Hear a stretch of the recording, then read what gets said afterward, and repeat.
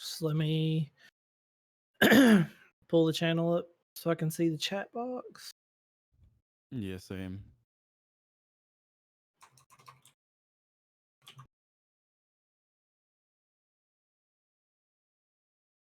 Works. All right. Go host us, huh? Yeah, I'm gonna do that too.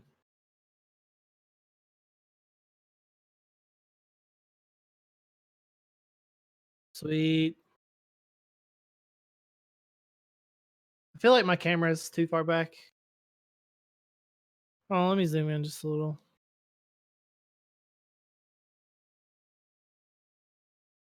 There we go. It's better.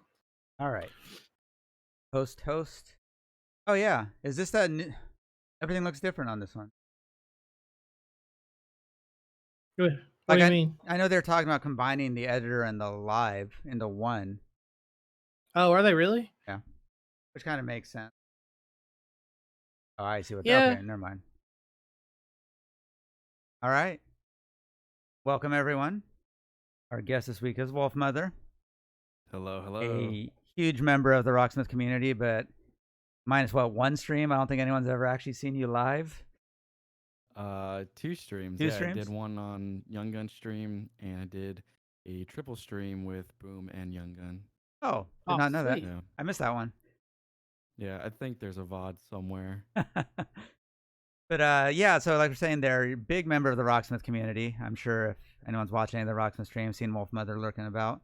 What is your music background, Wolfmother? Because you sent me some really cool stuff you've played, and I don't think everyone has heard some of the stuff, but you're a really good guitar player.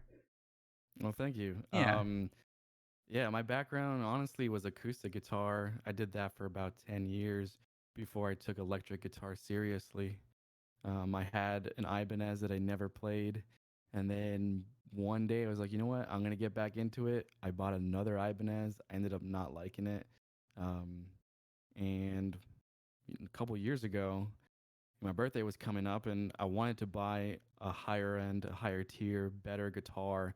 One of the ones that you can just feel the difference without even having to play a note. Right. And I asked 5 people what I should get because they knew the style of music that I like. And 4 of them said, you should get a PRS. And the 5th one said, I'm not going to tell you what you should get. I'm going to tell you what you're going to get because I know you and you're going to get a Gibson SG.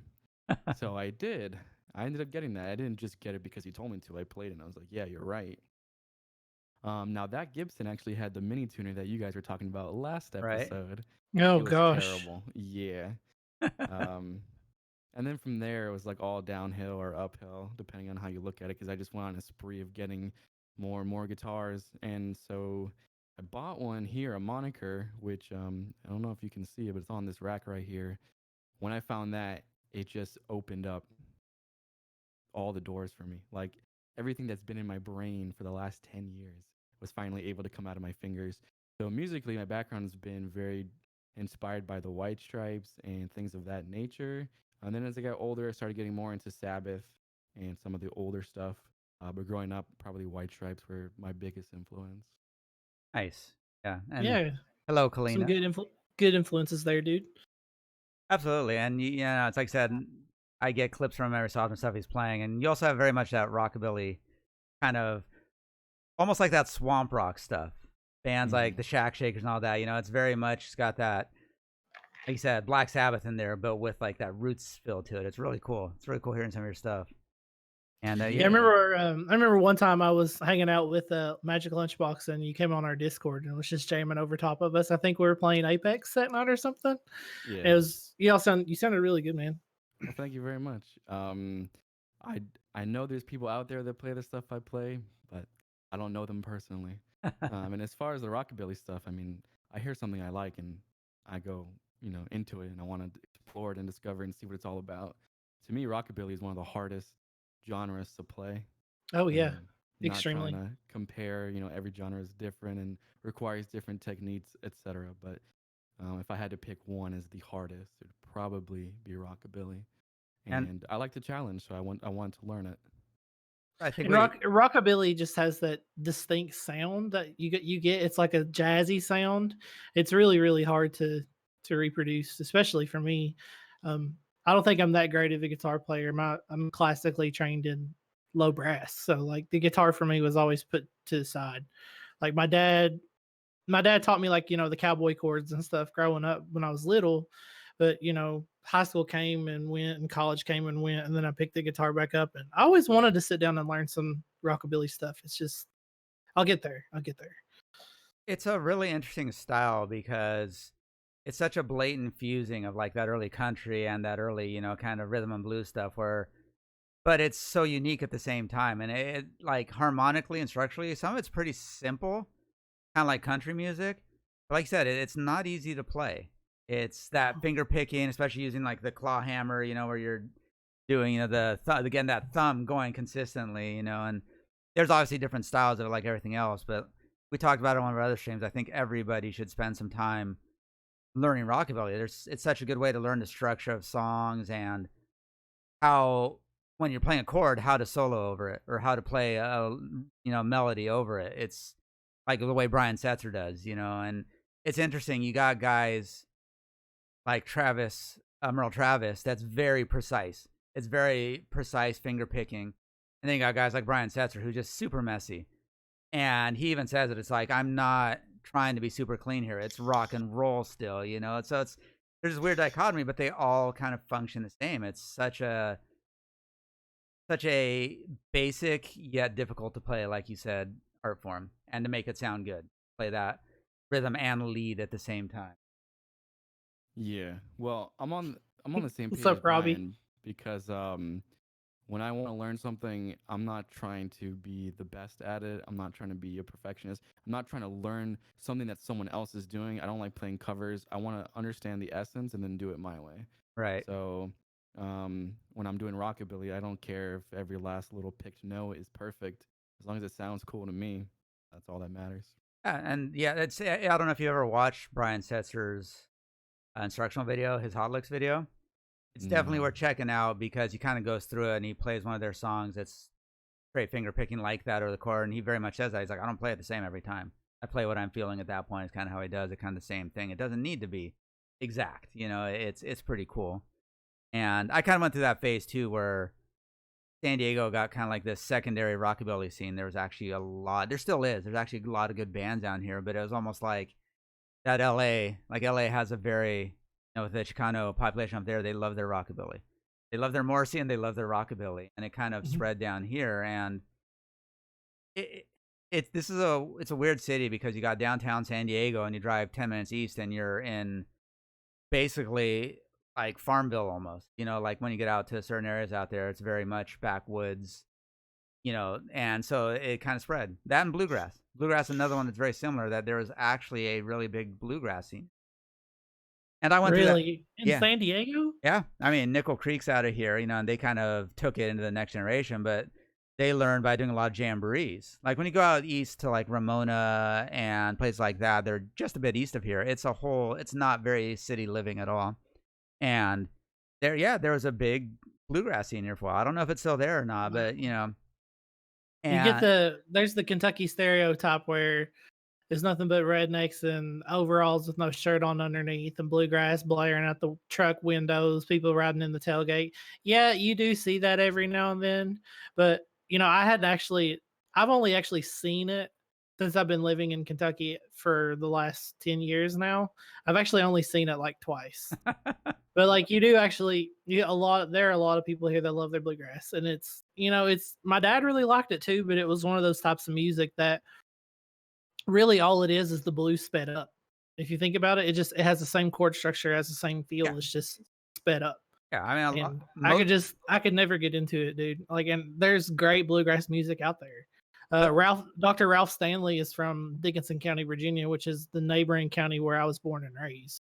So like that was a big one growing up, and my sister actually got to meet him, and I think she actually taught his granddaughter in school about 4 or 5 years ago. So yeah, bluegrass is still really big and very apparent out here anyway. And it's very similar to the blues in the sense that there's a lot of people that are very traditional. And then there's people, like I said, like Nickel Creek or even Molly Tuttle's a bit that way, where some of them are just amazing musicians. And I think the appeal for me for bluegrass was that it's very much like American jazz. Like jazz is very American anyway, but it combines kind of like that American roots and just the form of the songs. Everybody plays the head, everybody takes a turn soloing, and then you finish with the head. It's exactly like jazz, and some of those guys are just amazing musicians. Like, and not just in bluegrass, but a lot of those country guys too. Like some of the flat pickers are just insane. Like as much as you see guys like Herman Lee playing stuff like Through the Fire and the Flames, and then you're like, oh, that's the pinnacle of fast picking. And then you watch some of these bluegrass players that are playing on acoustic guitars, and they're just absolutely shredding, and you're like, where did this even come from? I didn't even know this existed, I thought you were going to say Herman Lee playing bluegrass, and I'm like, wait a minute, what? It's you never know. Or then you see guys like or Brent Hines from Mastodon. Like you hear some of his stuff, and he has kind of that same influence, that very finger picky, almost banjo-y on some of the stuff, influence. And it's such an up-tempo music, and rockabilly kind of fits in that space between like the slower blues and that bluegrass, and it's got a very, some of those guys play really fast, but yeah, yeah, they wear the finger picks, like the banjo players wear the finger picks on their fingers and can do the claw thing. Yeah, it's insane, dude. It's insane to watch them do it. Like it blows my mind to see it. When I was learning banjo, I had such a hard time using finger picks. It just didn't feel natural at all. Like I just couldn't do it. I was like, no, this is too much. And then when people do it with the guitar, I just can't do it. I mean, who does it with the guitar? I've never seen anybody actually use finger picks with a guitar, especially on the thumb. Well, on the thumb, but not like the whole hand. There's a few people. I think Tommy Emmanuel might, but there are some guys that do it. I don't think it's as common. But I think most guys will do like we're talking about, kind of grip the pick there and pick with that, thumb on the bass strings, and then very similar to we banjo. just got a huge raid by Fartnock. Hey, Fartnock. How are Party you? of 12. Welcome, guys. No music playing today, just music discussion. Yeah. And we've got Wolfmother on with us today. I'm sure some of you guys know him, coming over from Fartnock stream. Hello. We're just talking about some of the Danny Gatton. We've talked about him before. Amazing. Wait, should we wait for the 30-second ad to play? I guess so. It's weird. we raided someone the other day, and I got an ad when that's not supposed to happen when you raid people. Same here. So they need to fix that shit, dude. Yeah, I'm not I don't know what their problem is with that. Like, okay, you think it's been 30 seconds? Yeah, there's Fartnock. Yeah. Welcome, everybody from Fartnock stream. We're glad to have you. This is twitch.tv/Fueled by Bourbon, mine and Ostbug's podcast, where we talk about music and whatever we want. We're glad to have you and welcome. Hey, Rocktism. And yeah, Danny Gatton, the Kalino was just talking about. Have you guys listened to him at all? No. He's definitely, I think you would really like him, Wolfmother. He very much exemplified, he called a lot of his music redneck jazz. Like he was redneck jazz. Yeah, he started off very much doing the rockabilly stuff. And he kind of transitioned, and he did this really cool thing. One of the things he's kind of known for was putting effects on his guitar, and the way he played, he made his guitar sound like a Leslie organ with that vibrato and just the way he played his chords. Amazing guitarist. And unfortunately, and I don't think anyone really knows why, he committed suicide in the early 90s, I believe. Which kind of, for a lot of people, I think kind of came out of nowhere, because everyone said, he seemed to be doing better and he was happy and some success, and then just, I love guitar players that like change up their instrument to get that distinct sound that they want. Was it Peter Green that inverted the pickups, that flipped it around? Probably, I think so. Yeah. Just to get that quacky out of phase sound. And now like Gibson makes, well, I don't know if they do it anymore because of all the crap they've gotten, but there for a while they were putting in a switch where you could put your pickups out of phase and you could get that Peter Green sound. But it's so cool to see guitar players do that. Just actually mess around with the instrument and change it to the way they want to sound. Alex Lifeson did that with the double neck. He put in a pickup switch that cleaned up the neck sound, the neck pickup for Xanadu. Like people that just are musicians that just go in and mod their instruments that want that, are looking for that certain sound. I have such like appreciation for it. It's so cool. John Frusciante from Chili Peppers. Was it Under the Bridge, I think is a song. He used to detune his B string. Right, yeah. Something as simple as that too. Just goes to show that sometimes what you have in front of you isn't going to give you what you want, so you got to modify it. And Alex's signature Les Paul, I'm very thankful to have. I mean, it has the acoustic pickup in the bridge where you can just like roll off the magnetic pickups and roll on and Hey, get that Lady T. acoustic sound. So cool, man. It's very innovative. It's so neat. There But was I'm actually kind of upset with my Alex Lifeson Les Paul. Like I spent so much money on it, and I've had nothing but problems out of it. I tried to play it today before I started my stream, and now there's something going on with the output jack. So I'm gonna have to take it and get it looked at. It makes me really sad because it's such a great guitar, man, and just you know, it's like a sports car. High performance when it's actually running. It's what it reminds me of, dude. Like no joke, because like you sink so much money into an instrument because you love the instrument, and he's your idol, and you want his guitar, and then first the Floyd Rose tremolo, the arm that was falling off. Now the output jack's messing up. The strap lock button, the hole for the strap lock on the bottom is loose and coming loose. It's just I don't know. I don't get it. It's supposed to be a custom shop Les Paul, and you spend so much money, and I don't know. I think I've been lucky with the Floyd Roses because I've never had issues with them. This one's a Graphtec one, and I don't Yeah. know if Graphtec's good. He swears by it, but I don't know if anyone else that actually uses a Graphtec Floyd Rose. I don't really see the appeal to buying signature guitars. To each their own, but to me, I would never, not even for my favorite band, which I'm sure some people can guess what that is, what that band is, but just no. Go ahead. Oh, I mostly agree with you, but I think more and more musicians are, yeah, here's my signature guitar and it's high end, but I'm going to make a more affordable version of it too. Like, I mean, Richie St. Vincent, we didn't get the super high end one, we got the Sterling one, and it's a really good guitar. Or Matt Heafy, his signature model is reasonable. Joe from Gojira, he made a it's not reasonable. just the price. I don't care about that. Yeah. It's just like I don't want a guitar that is gonna make me sound like somebody else. Yeah. I want a guitar and I want to do my thing. That wasn't the reason why I wanted I'm not it. saying that's your reason. Yeah. It's just I want Lady my Tahal. thing. Yeah, that's the Hemispheres poster back there. That is 1978. Good spot. I don't know. Like I said, I didn't want the guitar just because I wanted to sound like him. I wanted the guitar because he's my idol. Like I wanted something that he created, that he designed with Gibson. I mean, I love Gibson. I primarily play Gibson, but it's his. It's like something that he worked on and was passionate about.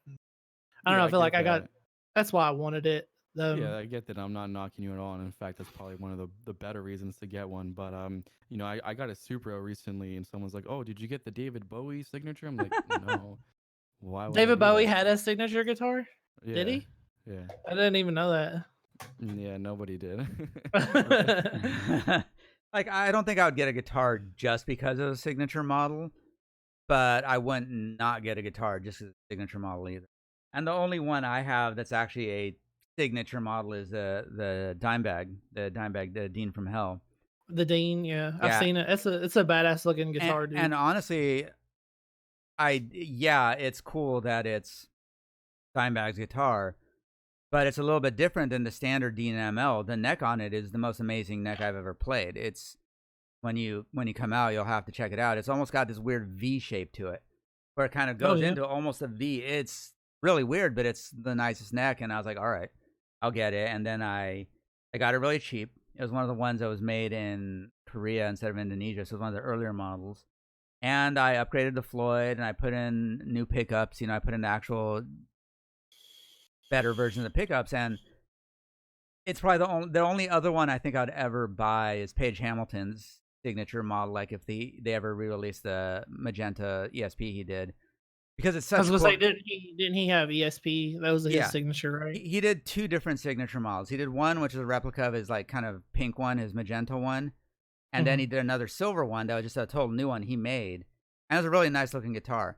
But beyond that, I mean, I wouldn't say no to a Brian Setzer, Gretsch. And beyond that, I'm like, yeah, I'm kind of feel the same as Wolfmother there, where I'm like, I'm not going to go buy a signature model just because it's a signature. But if it worked out, like I played a few Reverends up at the Sam Ash here, I played one of them, and it's the Kyle Shoot signature model, and I didn't know. But it was a really good guitar, and I would get it because it was such a nice guitar, if I was buying a new guitar. But I wouldn't go get it just because it was. Like you said, there's guys where you're like, I don't even know who this guy is, but his guitar's nice. It's like, okay, it's if it works, it works. The Geddy Lee bass. Yeah, I've got a Geddy Lee bass. Oh boy. Yeah. It's in the closet over there. You would have never guessed that Rush was my favorite band. No, never. I think I you would guys have just became best friends. Yeah. I have a Geddy Lee 78 Sig. It's in my closet over there. The neck was starting to bow a little bit, and in order to adjust the truss rod on those, you have to take the neck off because the truss rod screw is on the bottom of the neck, which is incredibly idiotic. Inconvenient. Were they just trying to be authentic with that one? Because that's the way the original ones were, right? Yeah, they tried to be totally authentic with it, and yeah. So I tightened the strings up a little bit because I let the strings go loose on it too long. So when I moved, I tightened the strings and I left it in the case for a little while. Hopefully it'll straighten back out.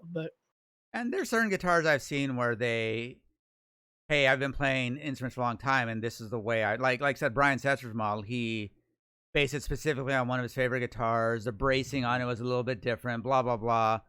Great. If it sounds good, it sounds good, and then he has two different signature models. He has his 6160 original one and then his hot rod ones. And just yell at it. Yeah, yell at an inanimate object. That should fix it, right? Yeah, right.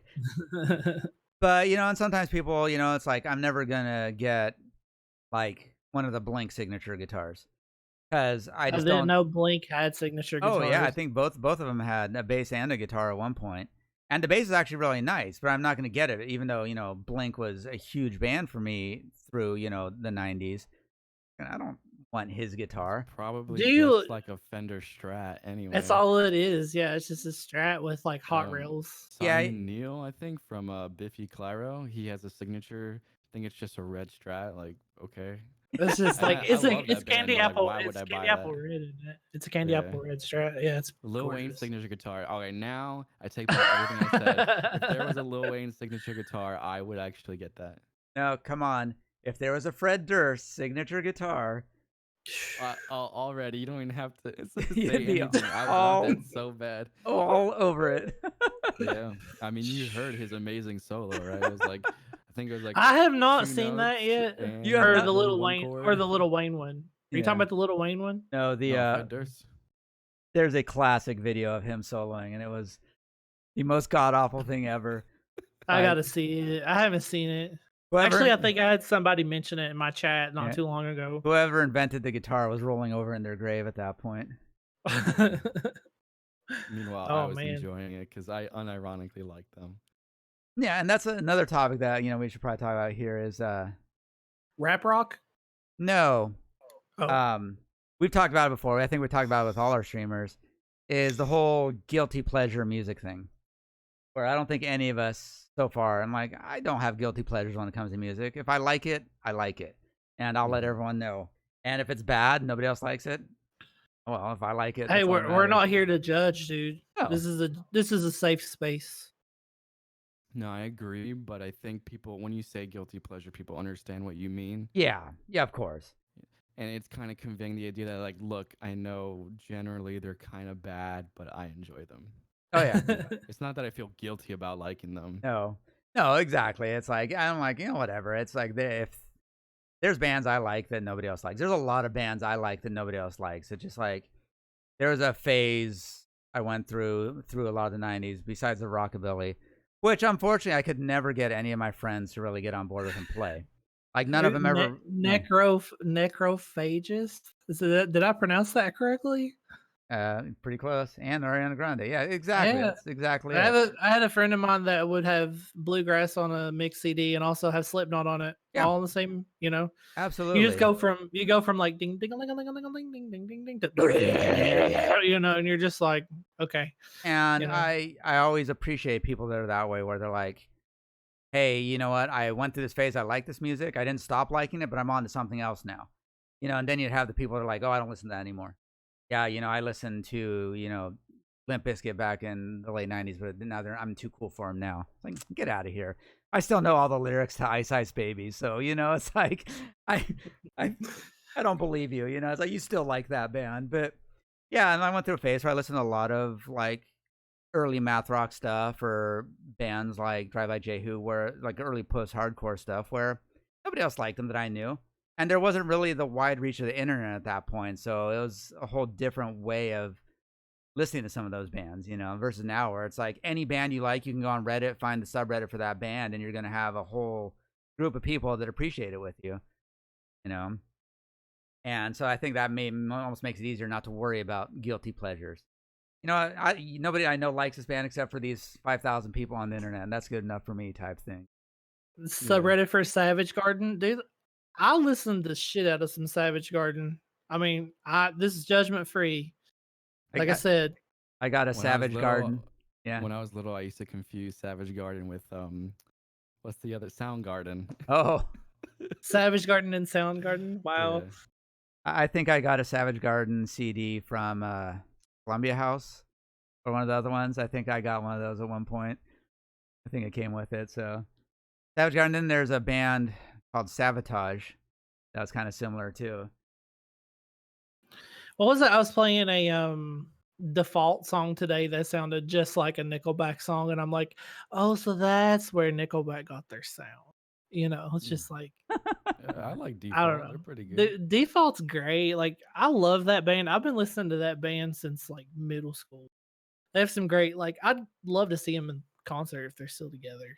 I don't know. I just don't know if they tour, but that was one of those bands. Chevelle, 3 Days Grace, and Breaking Benjamin are coming here pretty soon. They just were in Cincinnati last week, and I didn't go because I'm trying to get to TwitchCon without spending any more cash.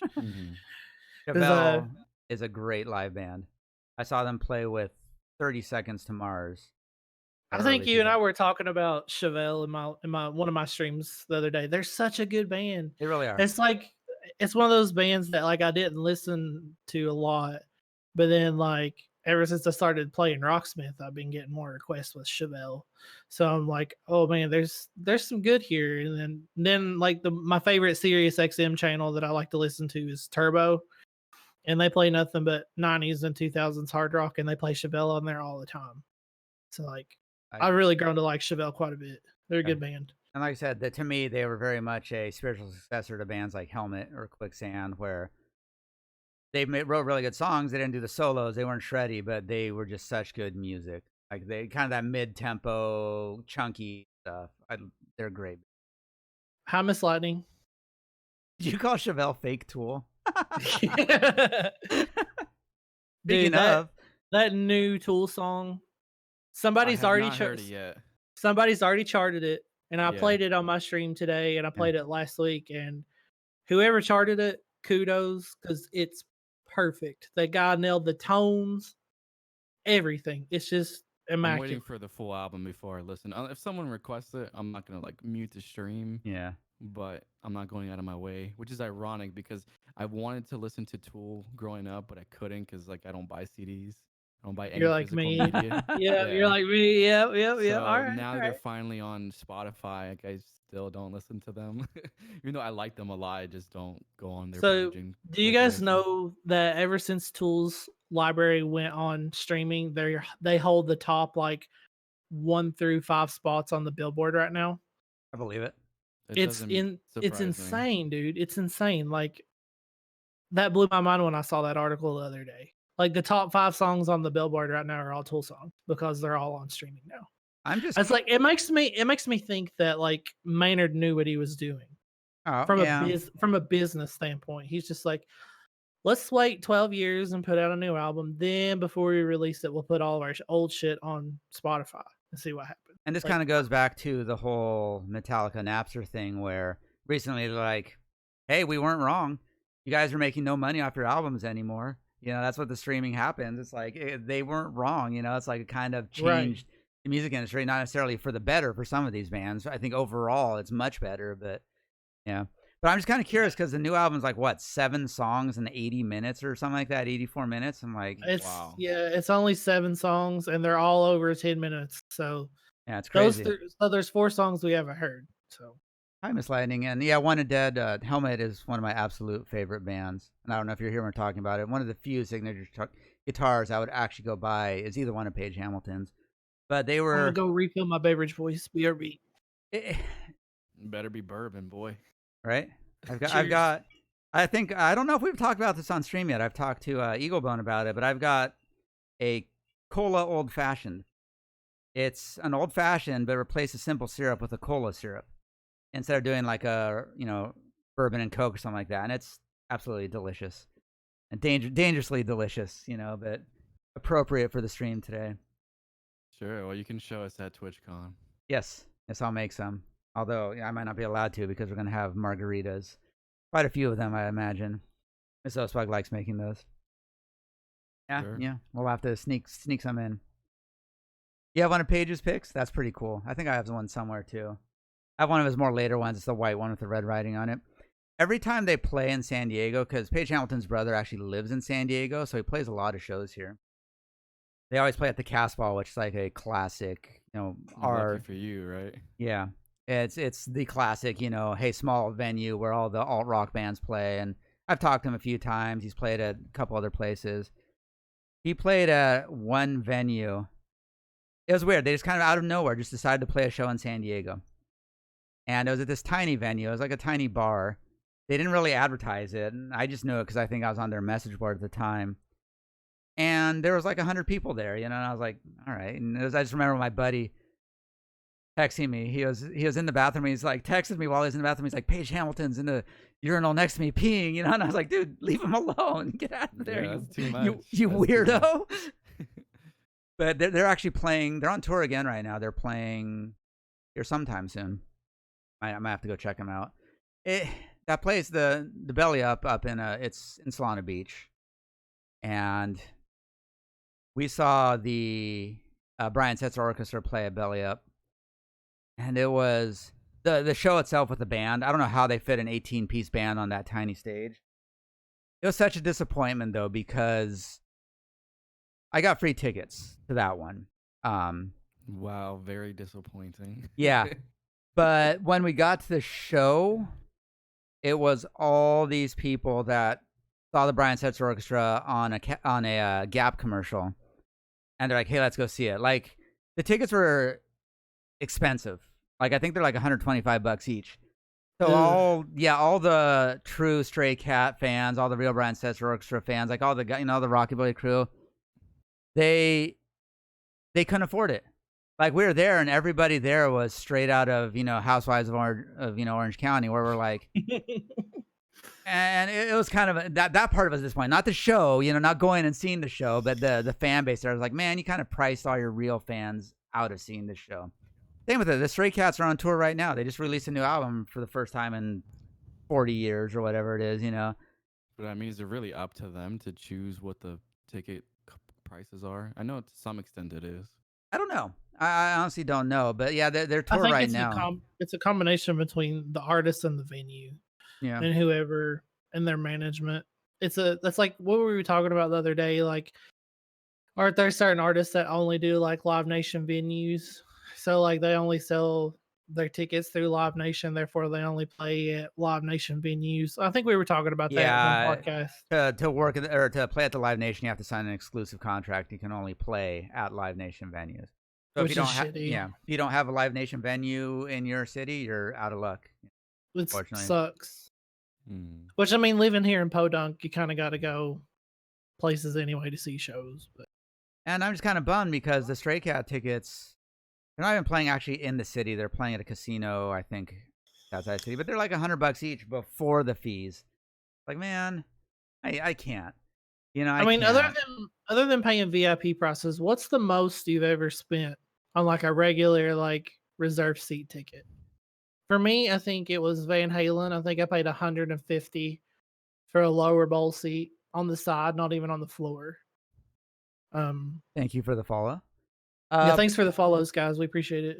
Honestly, before fees, I'm trying to think. Probably the last Ghost concert we went to, I think tickets were $50 each, and I think that's the most I've ever really? paid. But most of the shows I went to, were in the 90s and early 2000s. I don't go to shows nearly as much. All right, old man, come on. Yeah, but come on. Now we're starting to go to a lot more shows. And for the deal at those Deftones, tickets were $75. But that's not like reserved seating. That's a festival ticket, so that's a little bit different.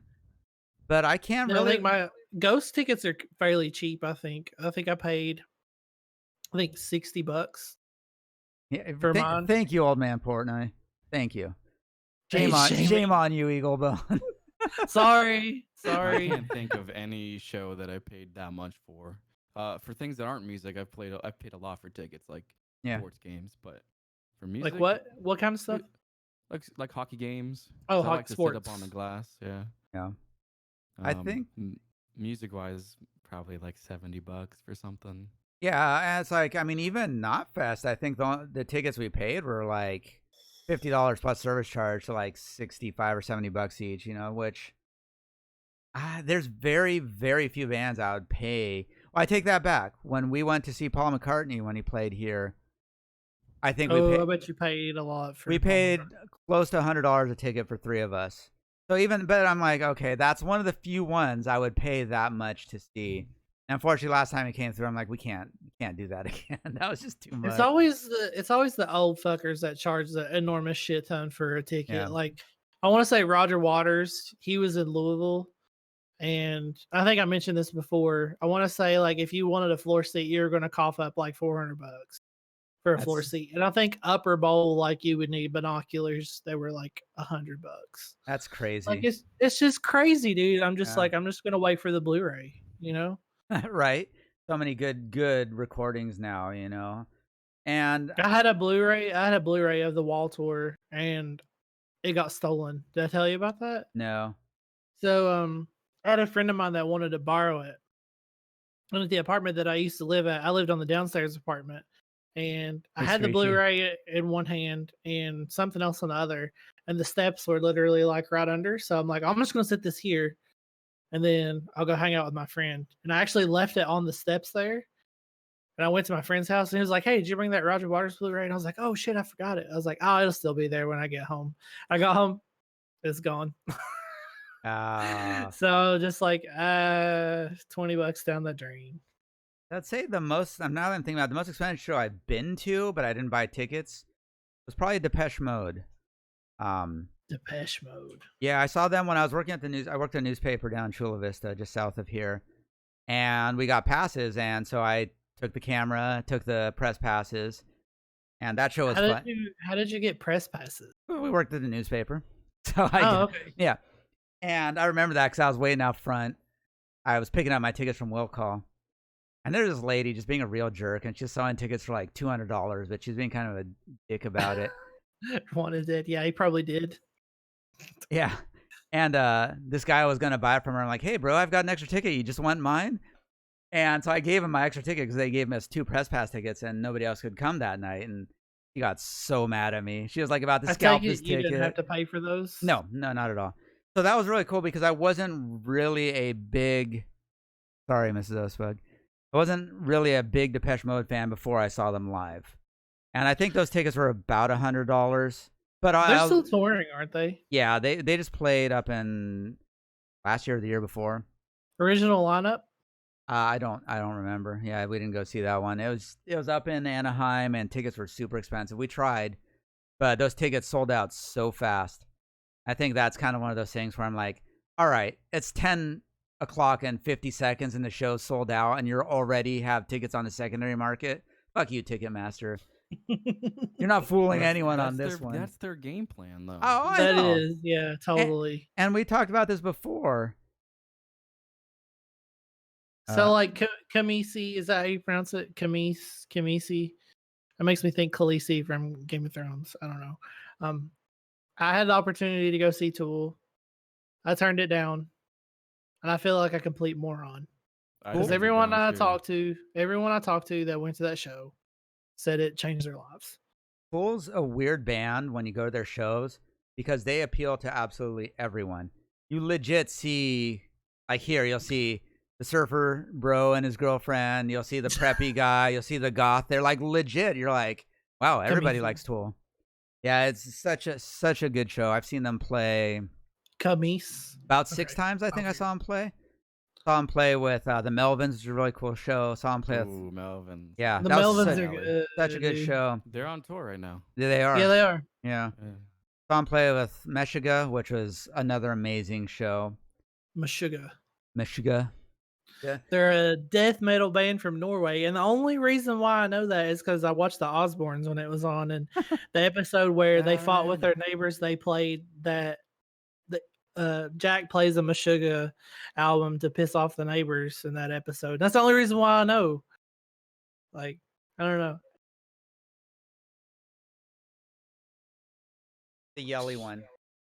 Yells at everyone. Is that the one that's gonna close up my respiratory system? No, she's not the one. We have a couple cheddars that'll get you good. My shirt's probably half white. You think I'm joking about that Tyvek suit? I'm bringing it. Please. I'm bringing it. Yeah, and hey, you should cover if there's any official Slipknot. You should put on that suit and play some Slipknot. No, as long as you can get me like also on tour. If you can get me an XXL body bag, just like ready. So Yeah, that way we don't have to like fool with the coroner and shit. So when I pass out. Yeah, Meshuggah is. There's 2 bands I saw. There's also this weird little all ages venue. There's not a lot in San Diego. Extremely allergic to cats. And like if I get scratched, I break out in hives. It was Strapping Young Lad, and it might have. I think they're on tour too, aren't they? Yeah, I think so. And some other, and it was like, was it Opeth? Or no, maybe Opeth played the Tool and Meshuggah played the Strapping Young Lad. But it was one of those combos, and I was like, okay, let's go check this out. I think and I was someone in chat is a huge Opeth fan. Just saying. Later, Kamisi. Thanks for stopping by. See you, Kamisi. Thanks, Portnoy. You don't care about Tool? Yeah, it's. There were some people in my chat that said they were going to take off work when the album released. I'm like, okay, hold on a second. It's only 80 minutes. You can wait till after work. That's why I'm like, I can respect that because I've taken off work to play like games or whatever when they released. But I'm like, an 80-minute album, I'm like, I can listen to it when I get home, but I mean, props to them, whatever. They want to listen to it when it's quiet so they can really listen to it. I'm all for it. That's what you want to do. You're not gonna fully ingest it in one session. Right, that's kind of what I thought too. You're gonna it's going to take multiple over and over and over again. Yeah. The only time that'd be acceptable was back when you had to camp out to get a CD. Like when a band was releasing they're releasing their CD at midnight on Tuesday night or whatever. You're like, I'm not going to work tomorrow. I'm going to sit here and hang out with all these other fans and buy the CD. But when you have access to it online, that's weird.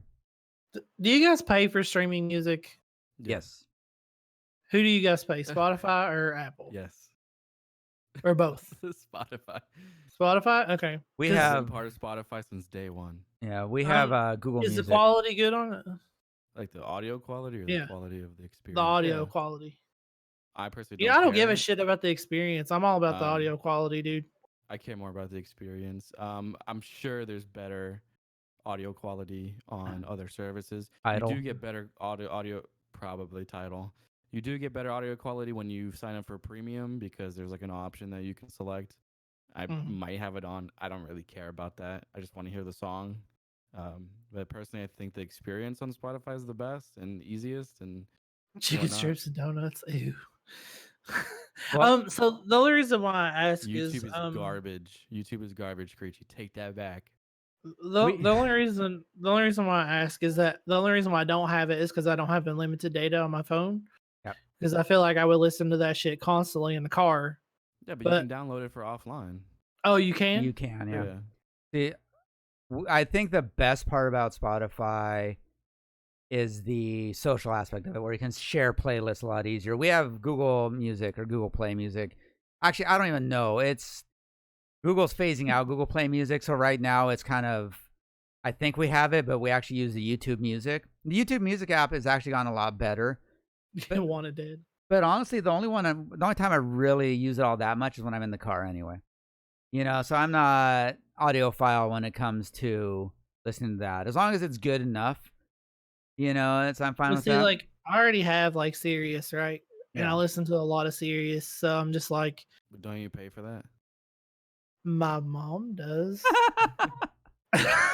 No, I mean, so like I'm a protocol writer. I have a really boring job. So like I sit at a desk for 8 hours a day and I just listen to a shit ton of music.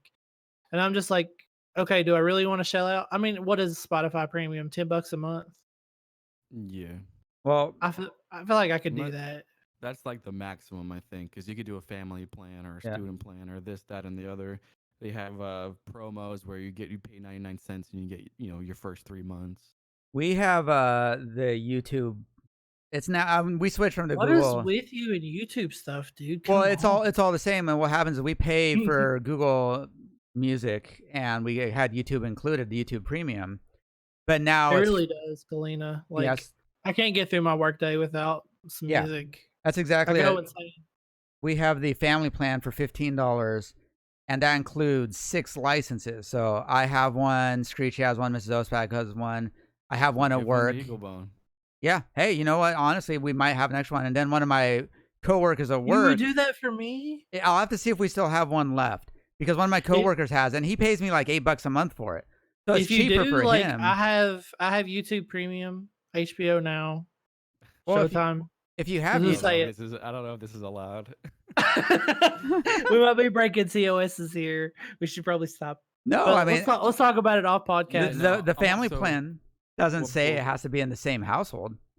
No. No. So what Portnoy said is kind of what applies to me. He says he watches Rocksmith streamers all day. Yeah. And since I started watching Rocksmith streams, the amount of music I listen to on Spotify has decreased, but Yep. the bands that I listen to has increased coincidentally. So Same here, dude. I'll find Holy a Absolutely. band crap. and I'm like, oh, this is really good. I gotta listen to it, and I don't. But I save I it. think that's one of my favorite things about ever since I've been streaming on streaming Rocksmith is so many new bands I've been introduced to. All right. I'm just like blown away, like the amount of music I've been introduced to, dude. It's incredible. Ms. Osberg makes a good point here. My coworker, he buys me a burrito. He literally buys me a burrito every month, and he uses one of our YouTube accounts. If you have YouTube Premium, I think that includes YouTube Music, doesn't it? You might already. I have, don't. You I might don't already have have it. I don't have it. I mooch it off a friend. Well, even so, that if you have that, you still have access to YouTube Music. So you might not even need it. You've already got that account if you're mooching it. I have to change our password at work. Did I say that out loud? I'm just kidding. I heard nothing. Oops. So Yeah. Dude, out of like all my the bands- former. Sorry, go ahead. Out of all the bands you've discovered through Rocksmith, which one would you say is your favorite? Billy Talent. Yeah. Okay. Billy Talent. It's interesting you say that because mine is probably Biffy Clyro, and I think Biffy is the Scottish Billy Talent, basically. Yeah. They both have those weird chords. Yeah. Billy Talent. Dude, I can't play Billy Talent chords. Like Dude. some of those are just painful. Screechy is really good at it, but I can't. I struggle with it, and it's funny because I mean, to be fair, I never get to practice it because she's always playing the leads on there. But their stuff is a lot of fun. But the bands I think that we've discovered that we really enjoy are Billy Talent, Volbeat. I didn't really listen to Volbeat much before Love Rocksmith. Volbeat. Ghost. They're on tour with Slipknot and Yeah, Gojira and Behemoth. we went to that show up in San Bernardino.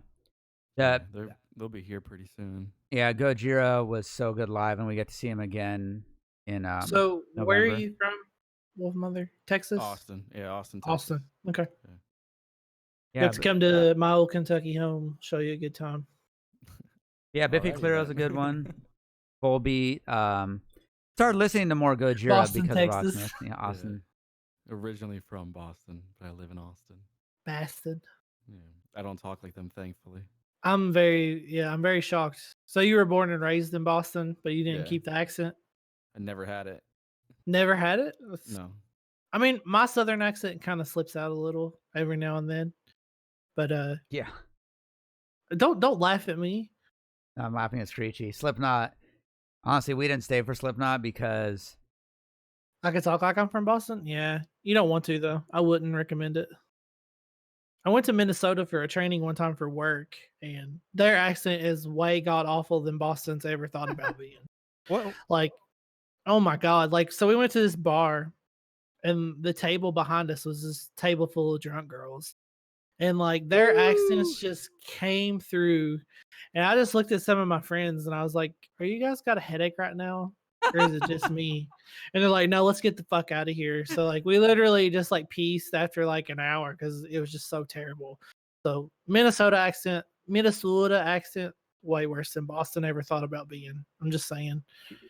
Eagle Bone, the Southern Belle.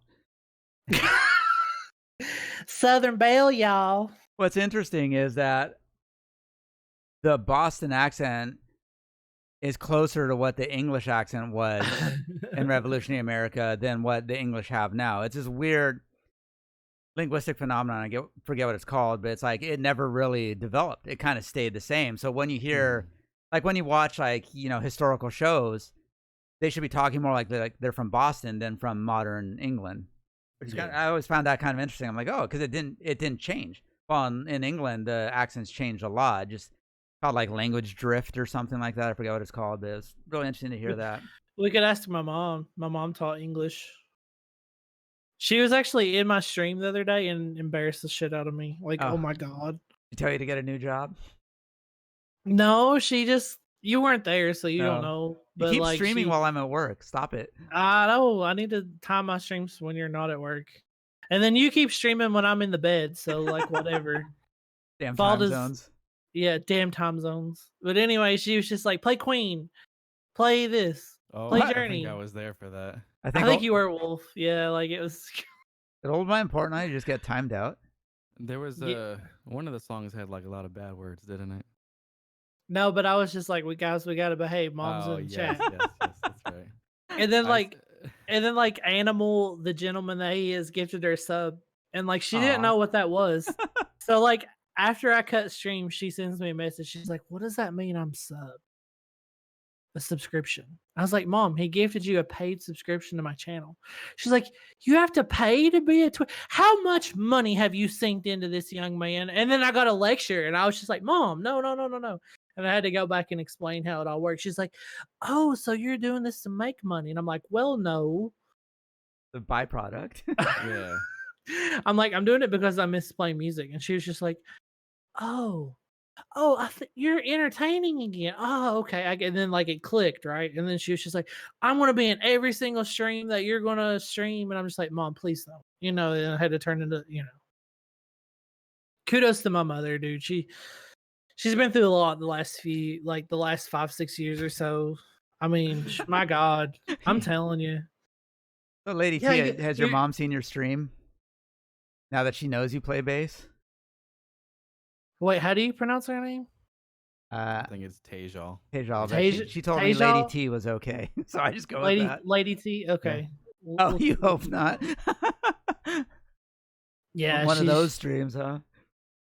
I see my mom lurking in our stream occasionally, and she just can't figure out Twitch. It's funny. She'll go watch, and then I'll see she did like 20 clips of the stream trying to figure it out.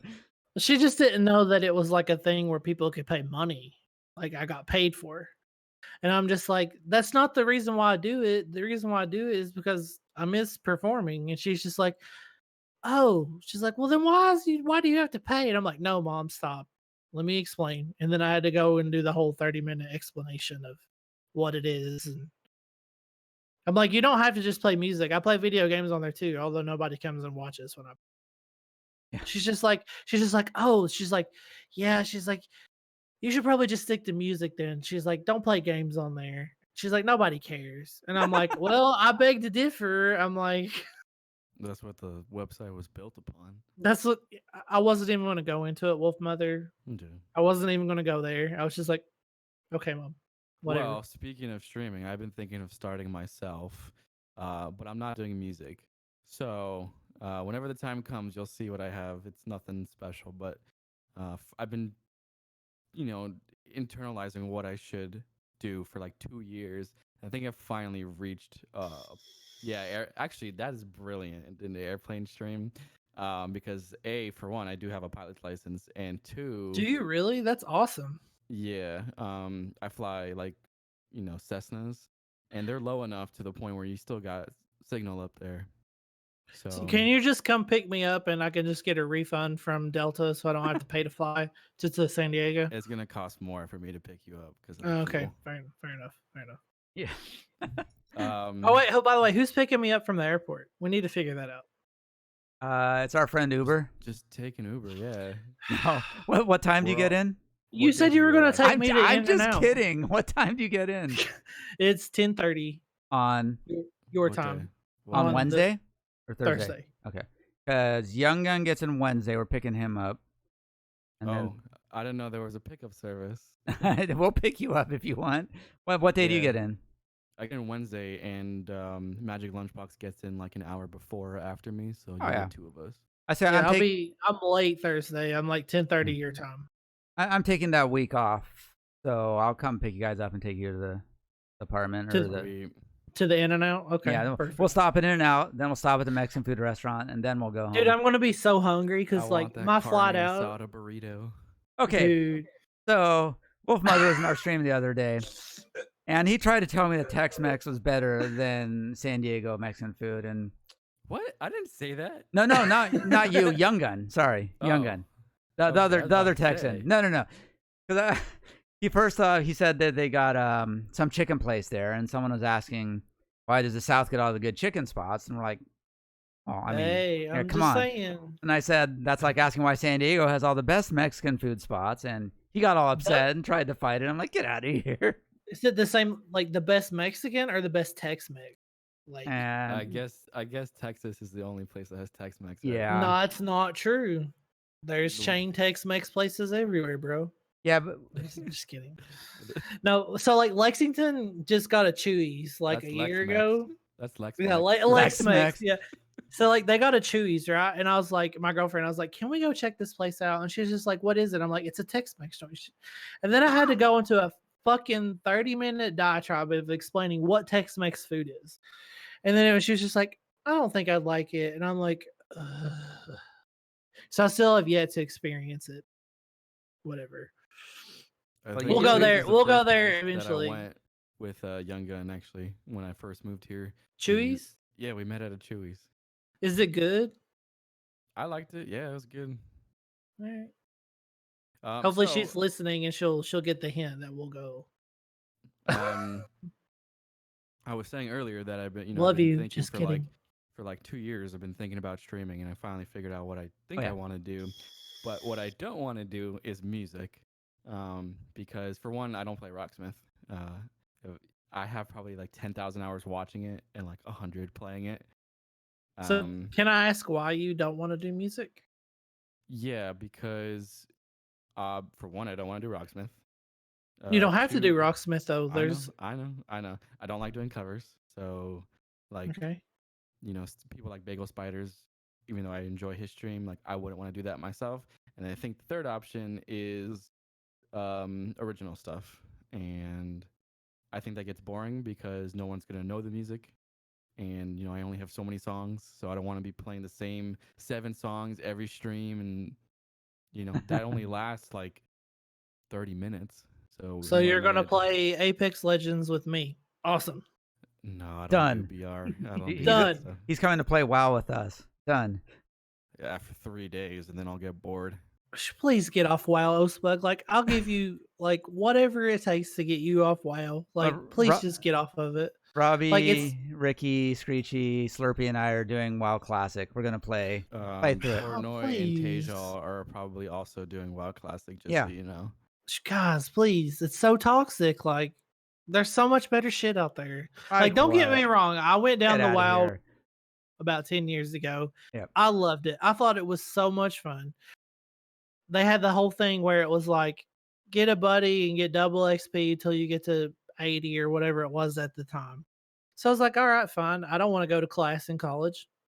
I'll play WoW. Okay, that's Yeah, fair. You just want to pay So so that you're enrolled, but you don't actually want to go. all right, because whatever, right? I Hey- have a nice job, so Hey, Robbie, college what can what kiss my server ass. are we on? Robbie will post server we're on if you guys want to come join us. gee, don't advertise that shit. I'm trying to get you off of it. We're doing a Rocksmith. Our guild's gonna be called Rocksmith. How's that? Yeah. Of course it Ooh. is. But here's me in. the reason why I left. Okay, and it felt like a job.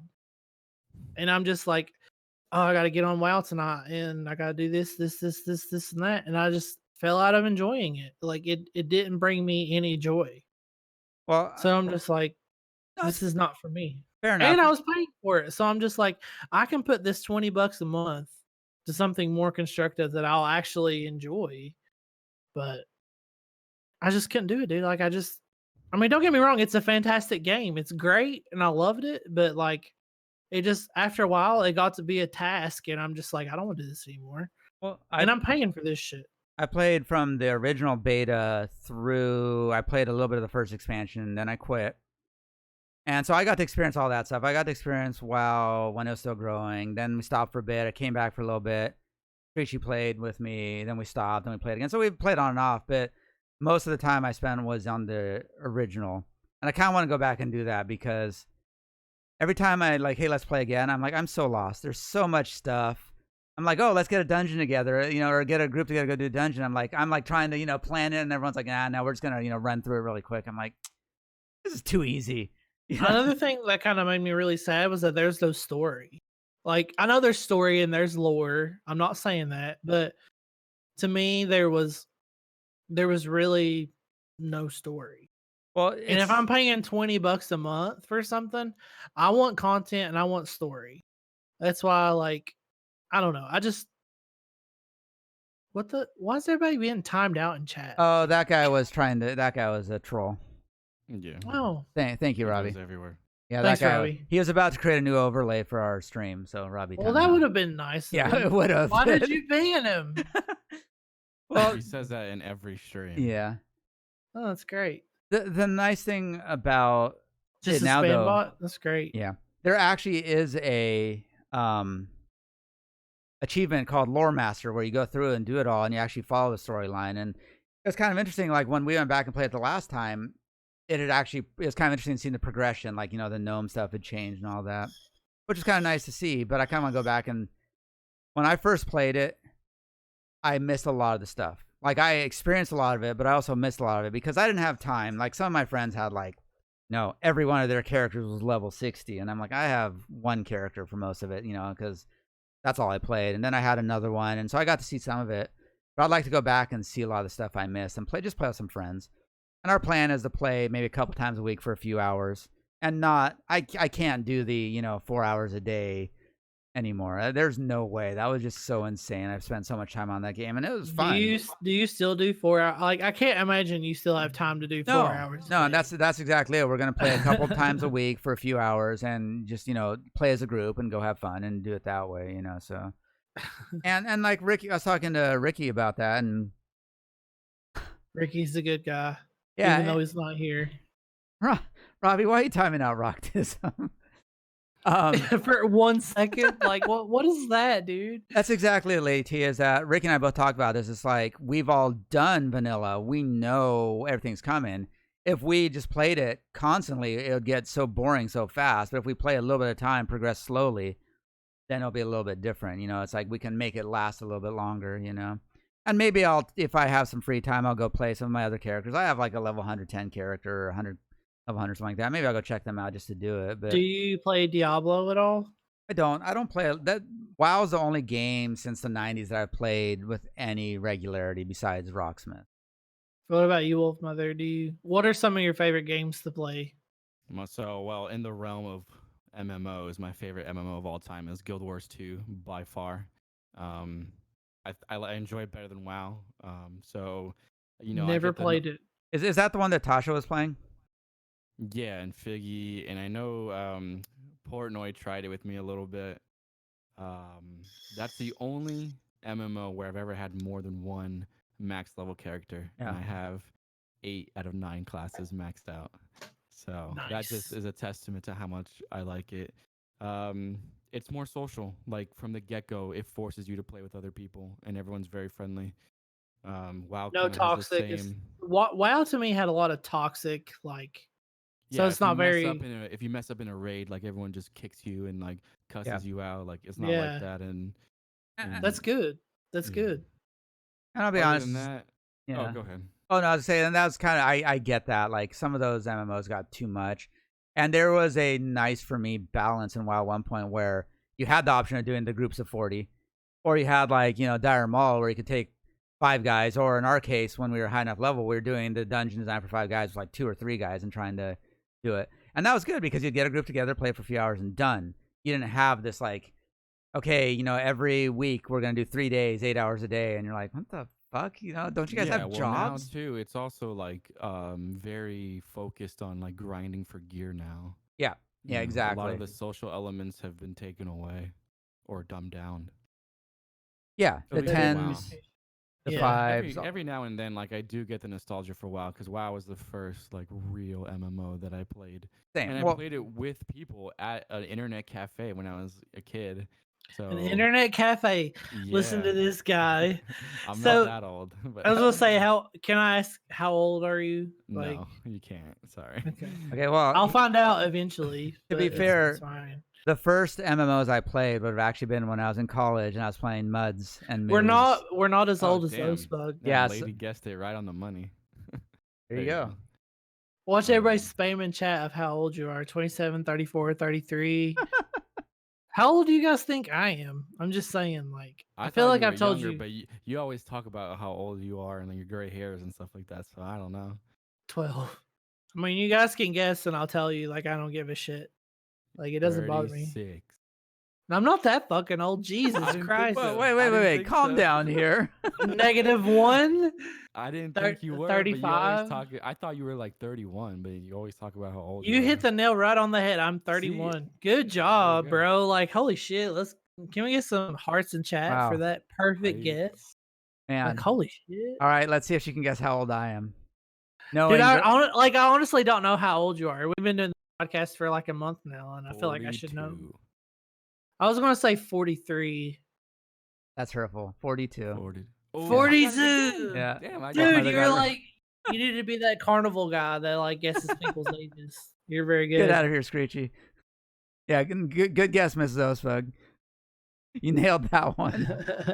So yeah, I used to go to the internet cafes and we used to listen to System of a Down and play Magic the Gathering and drink energy drinks and play World of Warcraft, and that was my first exposure to the realm of MMOs. And I'm not going to lie, that sounds like a hell of a time. That just sounds like so much fun. Good old days. I used to skateboard there. We used to all skate there, and there was a cafe a regular non-internet cafe next door. It was balls. I didn't want to say it. It was. I actually... Four Loko. Dude, Four Locos around here. That's all everybody likes. No, right now it's White Claws. So have you guys heard of this shit? That's everywhere. That's everywhere. That's the #1 meme right now is White Claws. Oh my god, it's seltzer water. I'm how could this be good? How could this be good? This just sounds gross to me. It's the Kylie of Kyles. God. That's what it is. So I have not experienced seltzer drinks before until 2 weeks ago. So I a friend of mine that was I have a LaCroix. Do you want to try it? And I'm what's LaCroix? Because I didn't know. Honestly, I didn't know what it was. She's it's seltzer water, but it's flavored. I'm seltzer water? Isn't that shit you mix with gin to have a gin and tonic? She's no. Yeah, I drink seltzer all the time.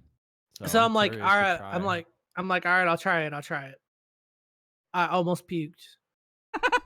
It was disgusting. I was just this is the grossest thing. So I'm just okay, so imagine this with alcohol in it. And I'm it may be just the Kentucky guy in me that just likes bourbon all the time.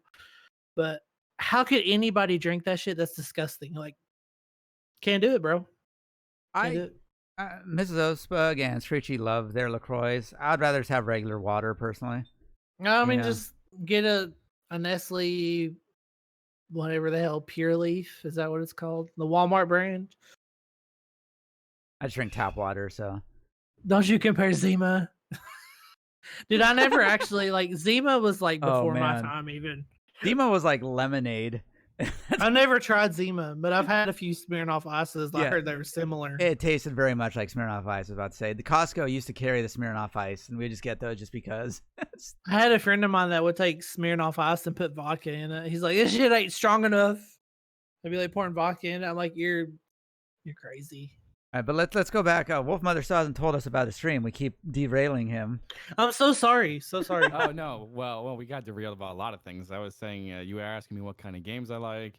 I started talking about internet cafe and energy drinks and the White Claw. So the gist of it is, I've been doing what I would do on stream, but without actually going live, so I can kind of get in the flow. So soon enough, I think I need to buy some lights and then I'll be set. No, dude, you got good lighting right now. Don't get hyped. You got that window lighting. You got the window lighting. That's not good, in my opinion. I'm teasing. Oh, we You'll learn to know I have a very dry system. I mean, you can see we can see our window lighting right there too. It's actually kind of obnoxious. Yeah, exactly. It doesn't work with the green screen. I don't think I'm going to put curtains in this room, to be honest with you. But in the meantime, I do play music off stream, and I am too much of a perfectionist to put it online. I do have some stuff online, but I'll sit down and record and do 100 takes of a song, and I don't like it, so I don't publish it.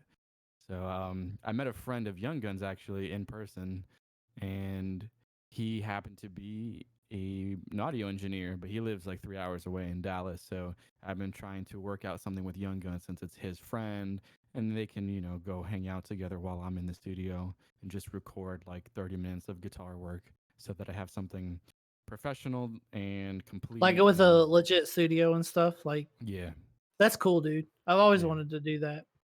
And he's got some equipment that I really like. That sounded so wrong. We know. Where's the mute button? Earmuffs. An amplifier that I'm really into because I'm very picky about the brands of everything. And he's got an Egnator, if you're familiar with those. Good amps.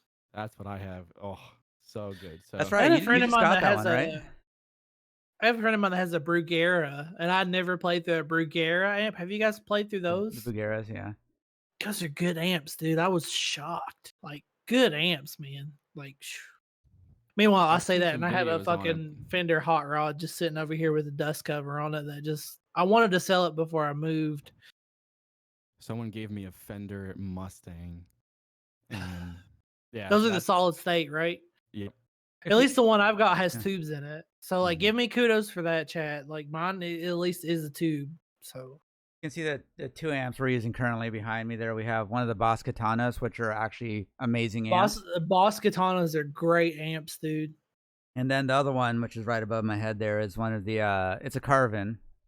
It's the V3 Mini. The V3, I think, was the Steve Vai amp.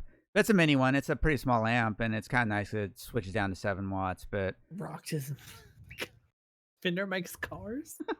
What do you like? What? Come on, man. They have a guitar called a Mustang too. So I drive a Mustang. Okay, so like, all right. What are your guys' daily driver? What are you guys' daily driver cars? Mine is a Mustang. I just bought it last year, 2018. I love it. It's the base model, so don't give me shit for not having a GT. I don't give a fuck. I love the car. Osebud. What's your daily driver? I drive either a Honda Fit or a Kia Soul, depending on which car I'm taking for that day. Dude, like Kia Souls are good cars. Like I had a friend of mine that had a Kia Soul. Good car. It's a nice car, but honestly, it's funny that Rustang, shut up, Robbie. Nobody asked you. It's actually like just for commuting, the Honda Fit is so much better. It gets such better gas mileage, but it's a ridiculous Honda where I'm getting like 40 miles a gallon, on a bad day type car. But they call those they're called the Honda Jazz in Europe. Yep. I don't understand why they don't call them the Jazz here. In Canada too. In Canada, it's a Honda Jazz. What do you drive, Wolfmother? I drive a 3 Series. Ah, nice car, bro. Nice car. It's got one of the. You think I could fit in it? Yeah. Do you know how big of a giant I am? No, but you can fit in it. Dude, I'm like, just for the record, I am a giant. I'm like 6'3", like 350 pounds. Get out! No, you're not. You're not 6'3". Dude, I'm 6'3". I swear to God, like, all right. I mean, I saw you stand up earlier, but between him and Magic Lunchbox, yeah, there's some big guys at the stream. Yeah. Well, speaking of being there, so I'm both excited and nervous for Fallout and Magic Lunchbox being in the same room. How tall is Fallout? He looks kind of tall, but that's not why I'm concerned. They both are very friendly to the devil's lettuce. Yeah, same here, and I feel like we all need to get together and talk about that. When their powers combine, like there's no Oh, stopping boy. them. Yeah, I'm not gonna get. I'm not. You know, Banana per I'm- scale.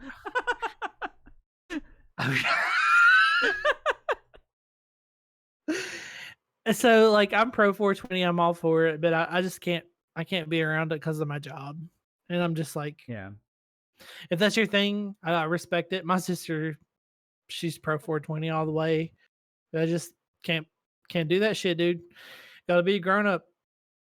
Um, You know? Wolfmother to answer wanted. your oh, go ahead. Oh, Wanted Dead was asking what kind of car you have.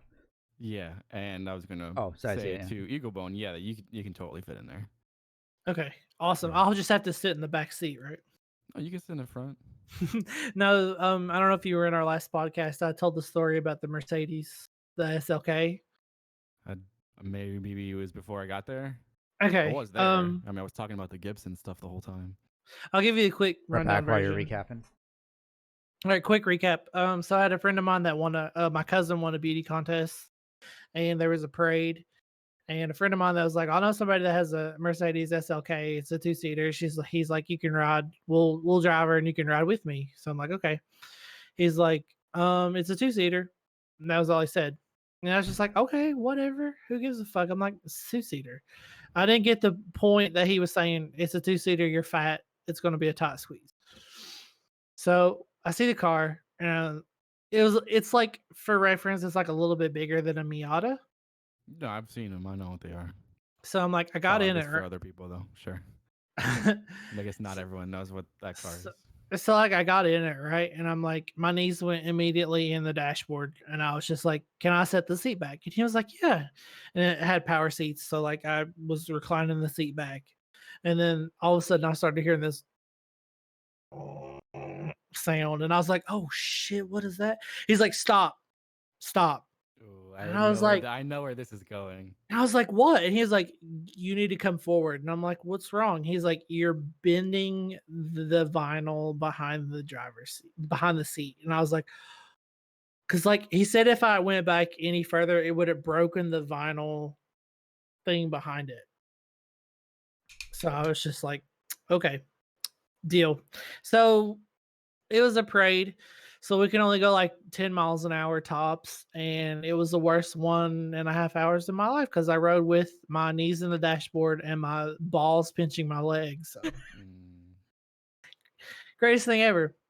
Although I will say that I've flown internationally and went to Ireland for a vacation last year, and I was there 2 months ago. beautiful country. Love it.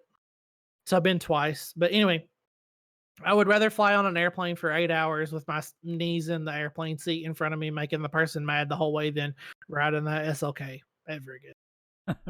So we're not picking you up in the Honda Fit then. We'll pick you up in the Soul. Yeah. I might have to ride in the back seat with the front seat all the way down. But no, I'm just kidding. No, I'm just kidding. As long as you got room for my fat ass and my luggage, it's all good. But yeah, I've had so many people ask me why I don't stream standing up, and I'm just like, because I'm so fucking huge. I'm like, I'd have to stand back there by that shelf, and my camera would be zoomed all the way back, and you guys won't like. That's why I sit when I play. I'm not. So I'm hopefully not sure if for you've seen, the TwitchCon schedule's up, but there's a Bob Ross painting session. I saw that. Can we go? Yeah. Like, I feel like that would be awesome, dude. Yeah. Here, we should pull that up, and there's some cool things. Rocktism, are you a giant too? Rocktism is almost the same size you are. Really? 6'3". He doesn't look that tall. I'm so glad there's so many other giants on stream. I feel like you're gonna 6'5" or something. I feel like you guys are gonna see me in person and be like, like, oh my god, this guy's fucking huge. Don't. I'm a gentle giant. So you're a mental giant or a gentle giant? Gentle, you asshole. Gentle with a DJ. Anyways, what were you saying? I'm sorry. I was just mentioning that the schedule is live. There is a music meetup, which we'll probably go to, but there's a Bob Ross paint session. Like, Yeah, we have to go to that. that looks pretty cool. I feel like that'd be cool. But I really want to go to the creator thing just to hear what other people's opinions are. Yeah, there's some pretty cool ones. Did you guys get your free Twitch t-shirt? No, there's a free t-shirt. Yeah, if you look in your email, they send everyone a coupon for a free shirt if you're registered for TwitchCon. There better be fat guy sizes, or I'm going to be pissed. That might be all that's left. I went to look today, I and got mine today, and I already had it, to be honest. The only one I have is TwitchCon schedule is here. That's all I see. Just Google Twitch store, and it'll take you to Amazon, and then on Amazon there's a link that says like TwitchCon freebie, and you click that, and then you should have a code in your email. But Lady's saying it's sold out. Yeah, they Fuck, really? Fast. Well, it's good through September 18th or something like that. It's just one shirt, honestly, and those exact shirts are going to be available at TwitchCon in the loot cave or whatever it's called. Whatever you say, I'm not. Whatever. Okay. Everything that was on that site, I already own because I got at TwitchCon last year. So I was like, it's free. I'll just get the same exact one. So I have small and 3XLs. Hell yeah, 3XL. That's all I need. So the music meetup is Friday, right? I think it's at 4:00. So Screech and I probably won't go to that one because we're gonna come home and start setting up for the charity stream, which I guess we should talk about while we got a few people here. It's too late. I'll be in bed by then. On that Friday, the first Friday of TwitchCon, the 27th of September, it's Screechy's birthday, and we are doing a multi-stream. We're getting a bunch of the streamers that are coming out there for TwitchCon. I think there's 10 of us now, 9 or 10. Hiram, how are you? Hiram. And we're going to do a Rocksmith stream, and we're going to have some giveaways. We're going to be doing giveaways between each streamer, so there'll be 7 or 8 of those, and then we're going to do a grand prize where people can come buy raffle tickets. We're going to have some stream goals. If you donate enough, Eagle Bone's going to get a tattoo. God, please, I don't... He's going to shave his head. Did you see where I updated the Google Doc? No, I've got to go look. I haven't looked today. So I said I would shave my head or shave my beard for $100. I think I'll shave my head for $500. Nice. going Wolfmother's to end up with purple hair. Wolfmother's gonna get purple hair. I saw that Magic Lunchbox was gonna play in a dress for a week. I didn't see that. Yeah, so he said he would stream in a dress for a week for like $100. Robbie said he'd shave his head for $1, so he's I would get an emo tattooed, but not just any. Like, there's probably I would pick like one of my or somebody I know's emotes for like. It'd have to be a lot. It'd have to be $500. Like, I don't have any tattoos, so it would be a first time thing. I've got a stream goal. I think if we get to $1,000, I'll do the DURS. And I'm going to set another one where if we get to a certain high enough amount, I'll get one of everyone's emotes tattooed on me. So you guys you got to come up with some other stream goals for me. Like, because I'm open to ideas. I am not getting that tattooed on me, McScreechy. That would not be the chain brain tattoo I would pick. So follow me on Discord and DM me or post it in my general chat. I'm open to ideas. It just can't be too extreme. Like, I don't want to come back to work on like Wednesday with no hair and tatted up, and they're just gonna be like, "Oh, we need you to come for a drug test." Right away. You walk in the door. Right away. Like, with no hair. It's going to be like, Eagle, we need you to come to HR. Yeah, definitely come out. We're going to we've got some giveaways. Half a beard. No hair, half a beard. Half a beard. One half purple, the other half, pink. I was just going to shave my beard, like completely shave it. I'll do pink. I think my original idea was to do pink eyebrows, but I'll do everything above the neck. Go for the Dimebag Daryl pink beard. Well, maybe not the eyelashes. I don't know how. Yeah. Eyelashes? Like, oh my god, that just sounds painful. That's a bad idea. Yeah, definitely come out. What did California do to you? Yeah. What's wrong with you? We have giveaways from We're gonna get either from Rocksmith.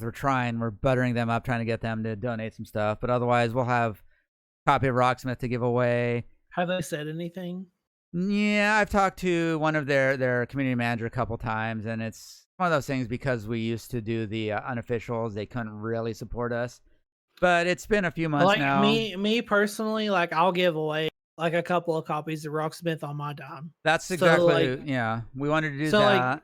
Anybody that will donate, I will definitely personally donate a couple of copies of Rocksmith Absolutely. to you guys. We have No problem. copies of Guitar Pro. We have copies of Transcribe, the software we use to transcribe stuff. We have a Skype lesson with Dave Davidson from Revocation. And actually, Revocation is playing that Sunday night. So I don't know who's going to be here, but that might be kind of a fun show to go to. Check him out and say hi to him, you know. I'll be here. I'll be there. We have No, we're not streaming the Screechapalooza. We're gonna go see Kenny Loggins. yeah, Kenny instead. Loggins is playing on the same night as Screechapalooza. He's so. playing. No, he's playing at Screechapalooza. Yeah. Oh yeah, we were And, supposed to ask him. that would be so you were cool. you were supposed to ask him. You're gonna have him come and sing Highway, you know, while Danger Zone. While I'm playing it. while you and Screech are playing. We've got. Is she excited about it? Like this is I'm so excited about it. We gotta get the aviators and everything. We carry a bunch of sunglasses at work, and I grabbed a pair of aviators today, so you guys will both be wearing them. Hell yeah, I'm excited, dude. Not Let's paying go. attention, but we got her a Fendora too, so her and Chambrain will both be wearing Fendoras. Now you didn't hear that. Young Gun's gonna Busted. wear skeleton gloves. Screech will have skeleton gloves. So we got a few props there. We have copies of what else do we have? Cheat I think Magic Happens. should just wear the dress at Screechapalooza. Oh, absolutely. Honestly, it would probably be easier to get Magic Lunchbox into a dress than Screechy. Screechy hates dresses. So maybe we should make that a goal.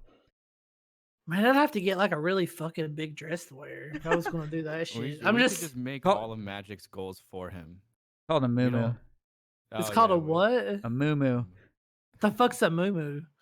Rocktism, I checked with Dario. They won't help. I emailed a lot of people. I'm still waiting on some responses. But it's for children. What's wrong with them? I know. They hate diabetics. So, Dario hates diabetics. You heard it here. A tablecloth for big women. So have you guys heard of RS Guitar Works? They're a huge guitar company. They've built guitars for guys all over the world. I might ask them to see if they'll donate anything for the stream. I've actually considered asking them to sponsor me, as bold as that may seem. Go for I it. know I'm not there yet, but like I know that I have a friend of mine whose mom is like she works in the company, and I feel like I could ask him to see if they'd be willing to donate anything or sponsor me. But Honestly, so far, stay tuned. Stay tuned. I'm gonna ask. Yeah, we've lady, gotten, it never hurts to ask. I'm gonna no, ask. not at all. I've sent out so many requests, and almost all of the software companies, especially smaller ones, have responded. I mean, the grand prize is gonna be a pretty cool package to where Metal Method, like the classic, learn how to play guitar with Doug Marks. He's donating one of his courses, the year course. We should reach out to Marty Schwartz. Yeah, we should. He's just like hanging out in Japan. Cheat Happens. They do a lot of tab books for actually a lot of popular Rocksmith bands. They're giving away a bunch of stuff, actually. They said they would do, a bunch of individual tabs that we can give away between streamers, and then they're going to do a grand prize package where they can pick like 6, tabs from the thing. There's a site called Cracking the Code. I know we've talked about it before. Really cool site that they talk about picking. They like scientifically break down picking, and they interview a bunch of guys, and they have something called the Pick Slanting Primer. They donated a few copies. Lots of software. I'm really hitting up. I'm going to call Digitech again tomorrow. I want to get a drop pedal. I want to convince them. That would be like the coolest thing we could give away. Is It's such a Rocksmith thing, And it really is, dude. Like, have they said anything? Like, I'm just curious. No, I emailed them a while back. Didn't hear a response from them. I emailed a different department. I'm going to call them tomorrow. I'm going to call Boss. I've talked to some cable companies. So we're just trying to get a lot of guitar-related stuff to where even now the grand prize package, getting Rocksmith and Guitar Pro and Transcribe and some of those lessons and stuff like that is pretty cool. It's a good way to get someone started with guitar. And that's, kind of something we've talked about before, but just the resources available for people starting guitar now are just insane. I'm not going to lie. Like, the drop pedal is the greatest like gift Right. I've ever gotten from Santa. Like Yeah. ever since the like I don't know the original Xbox when I was like 12. Yeah. I don't know. I have to think, but Santa, you're the greatest guy ever. Yeah. I still believe in him. The Yeah. drop pedal is the greatest thing ever. And like, you know what I would really those things that you have on yours, the like plastic wheel where you could just like turn it with your foot. It's the coolest thing I've ever seen, dude. Like if that guy still made those. See, I only play in E standard, so I don't need one. Oh, come on, Wolfmother. Kick I'm this. serious. Yeah. Kick this. So these are pretty cool. They just come off and you can put them all on the pedals. And I got a 5-pack at one point. And yeah, Kalina. Yeah, Guitar Pro's good. I have Guitar Pro 5, I think. It's a great piece of software. Yeah, Guitar Pro. Especially for guys like me that apartment living where you don't want to like get noise complaints. Greatest thing ever, man. They got 3 copies of Guitar Pro to give away. Transcribe's another one. I think he gave us 3 copies to give away. I think we got 3 copies of Cracking the Code, which is actually a pretty cool program. Bob Balk from Fu Manchu, he runs a company called Play This Riff, and he gave us. Oh yeah. I've seen a lot of that. Yeah, I love that channel. he's going to give us a sub to that, like a year sub, I think it is. And That's so, cool. yeah, a lot of nice little things. It'd be nice to get some hardware to be able to give away, but I mean, even now, it's like there's a lot of cool stuff. And even beyond that, you're helping the diabetic kids, which, I mean, come on. That's the most important That's part. a really reward is. in itself. Yeah. But, yeah, I mean, Eaglebone's going to be there. Wolfmother's going to be there. Robbie's going to be there. So am I the Chain furthest? Brain, Magic. Yeah. Am I the no. furthest flying, or is Robbie the furthest? Well, Robbie's in Florida. Fallout, actually. But He's in New I York. think Fallout's driving. And what? Well, I think Fallout Chainbrain said West Coast or East Coast? Chainbrain's Canada. Oh, yeah, but which coast? Come on, I'm Canada's a pretty big country. I'm just giving you shit. I don't know. I don't know. Like Fallout, I'm Kentucky. Robbie's Florida. Chainbrain is Canada. Who's Fallout's New in York? New York. Fallout's New York. So Fallout he's- probably is. I think he's driving though. That's what he told me. That's a heck of a drive. I Dude, know fuck because he was gonna make like a road trip out of it with Miss Jules. Miss Yeah. Magus. Yeah, formerly known as that. Now she Formerly goes by known as. Well, what's her okay. name now? Miss Jules. Yeah. So I think he told me he said that they were flying to like Oregon or something, and then they were doing like a road trip. It was a long No idea. story. Well, It was Matt- yeah, no, exactly. It Lunchbox was is a in long Oregon, story. right? Yeah, Lunchbox is in Oregon. It's pretty cool that we're all coming together from across the U.S. I think that's pretty cool that we've all like pitched in for this great cause. So like anyone that can donate, we really greatly appreciate it. It's going to be the best weekend I think for a long time that we've all experienced. I'm super excited to meet all of you guys. Like it's going to be so cool. Yeah. Yeah, there's gonna be a bunch of people, not just at the Screechapalooza, but at TwitchCon. Yeah, like I mean, we're gonna get to meet our favorite streamers. Mhm. I mean, I don't know. Who are you guys like at the con? Are you guys excited to meet, like personally? Honestly, most of the music streamers more than anything. Mhm. Okay. You know, I'm not. There's not a lot of game streams that I follow. If I can, Wimp. I might as well post the links here while we're going. Need to update that. I wish that Dr. Disrespect was going to be there. I'm a huge Doc fan. Like I know everybody's a Doc fan. You guys can call me all the names you want, but I'm a huge Doc fan. I wish he was going to be there. I guess I'm pretty excited. I'm going to meet Vis, TSM Vis. He just seems like a really cool guy. I don't know. I mean, I'm also excited to meet all of you guys. I feel like we're a family at this point. I never thought in a million years that I would be at this point to where I am meeting all you guys. I don't know. Boom It's is just the kind of guy, by the way. overwhelming. See, I don't know who that is. Like, I'm ignorant at that. Like, you guys need to introduce me to some people and vice versa. So, I'm actually pretty excited to network with some people. It's like I think it would be pretty cool. He's another rocksmither, although lately he's been doing other stuff, but everyone knows him as the OBS wizard. The OBS Oh wizard. yeah, is Boom actually gonna make it out? Yeah, he's going. Yeah. Nice. We might have to try and get him on for a bonus song or something like that. Do some Molly we Crew should or get something. him. We should get him on the podcast, dude. Yeah, we should get Boom on Oh, here. Yeah, I mean that's up his alley. His profession outside of Twitch is related to video streaming. So Do you think he would do it? yeah, for sure. Yeah, Awesome. Yeah, and I mean, if he probably would have all these like crazy effects on it too, like No, it's dragons fine. flying and Yeah. whatnot. But yeah, no, he's good. So he's going. I know Gravipine's going. Lady T's going. Yeah, Ladies Howl. Lady Towel. So there's the two links for the different ways to donate. One of them's through Tiltify, but they take PayPal only. So if you don't want to do PayPal, I linked the JDRF One Walk, which is something we've done before. John Walk. JDRF One Walk. Be quiet, John Walk. It's a walk they do every year, and we did fundraising for that when the first year she got diagnosed, and it was so stressful even doing that. Doing that on top of we just figured out, hey, trying to figure out how to deal with diabetes. But that if you need to donate with not PayPal, you can do it through there, and they both go to the JDRF indirectly, and they'll both count towards what we're doing is $5 for a raffle ticket for whatever the grand prize ends up being if we get some more stuff. And then so have we had any ideas what the grand prize might be? It's good. Yeah, we can talk about it off podcast, but I'm just curious. Pretty much one of everything. Grand prize is satisfaction. Yeah, knowing that you helped. Pretty much one of everything.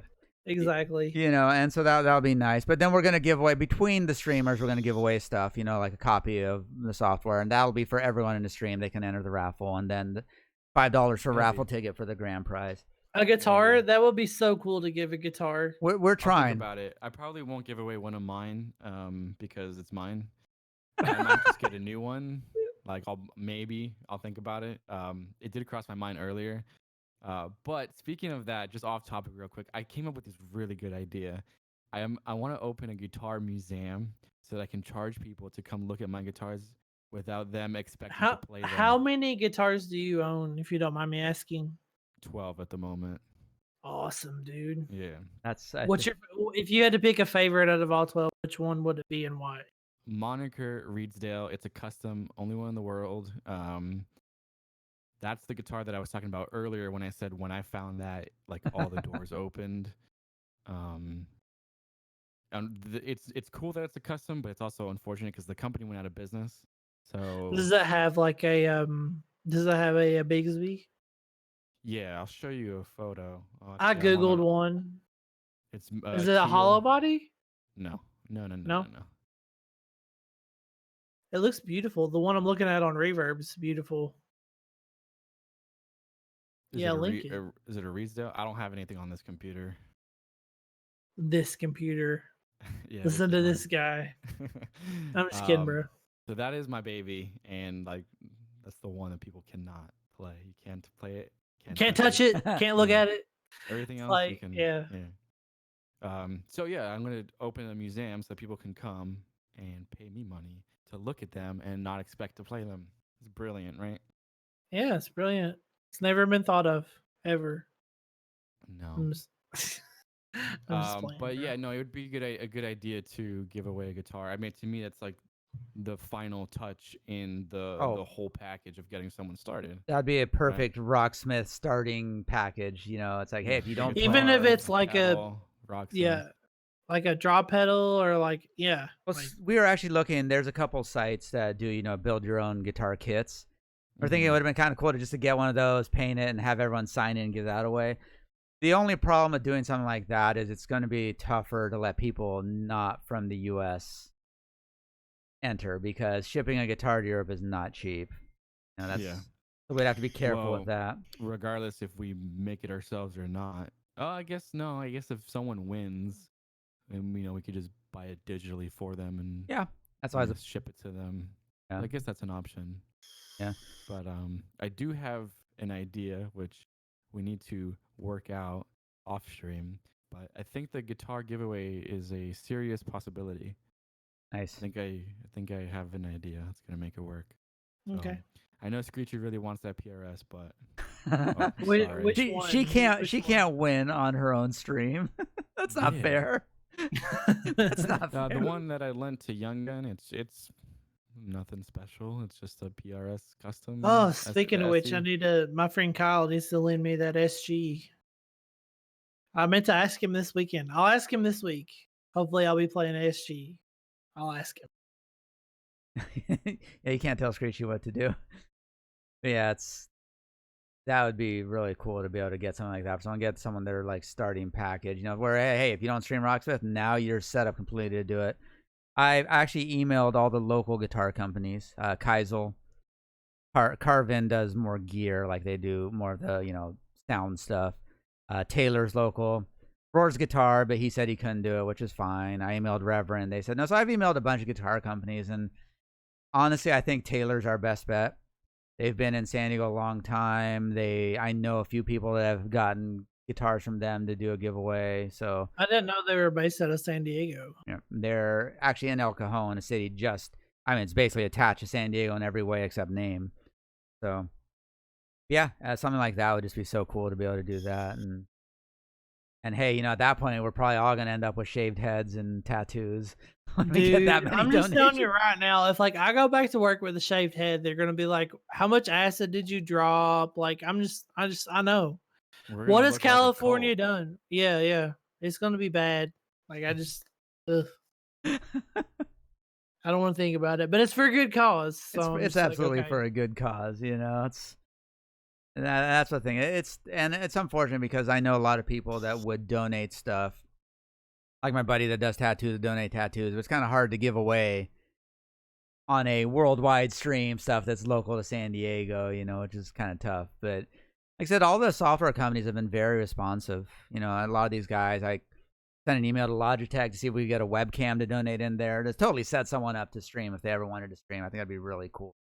Oh, cool. What did Logitech say? They haven't responded yet. I just emailed them. Some of these companies take forever to respond, but honestly, almost all of them I've gotten at least some kind of response from, which is pretty cool. You just have to find the right guy in the right department, and they'll reply to you. Obviously, easier with the smaller companies. That's awesome. We just got to email Kenny now. Yeah, Kenny. Hey, Kenny Loggins. Oh yeah, he's already going to appear. Like I wonder what.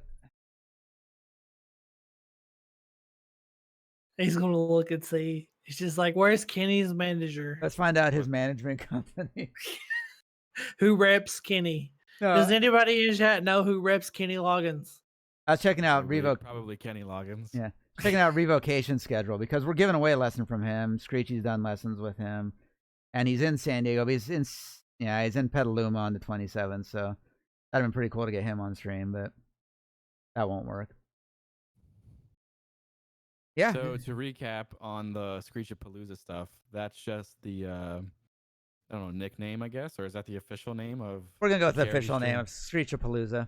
Yeah, so that is the Mega Rocksmith charity stream, otherwise known as Screechapalooza, or formerly known, I should say, because that's the official name.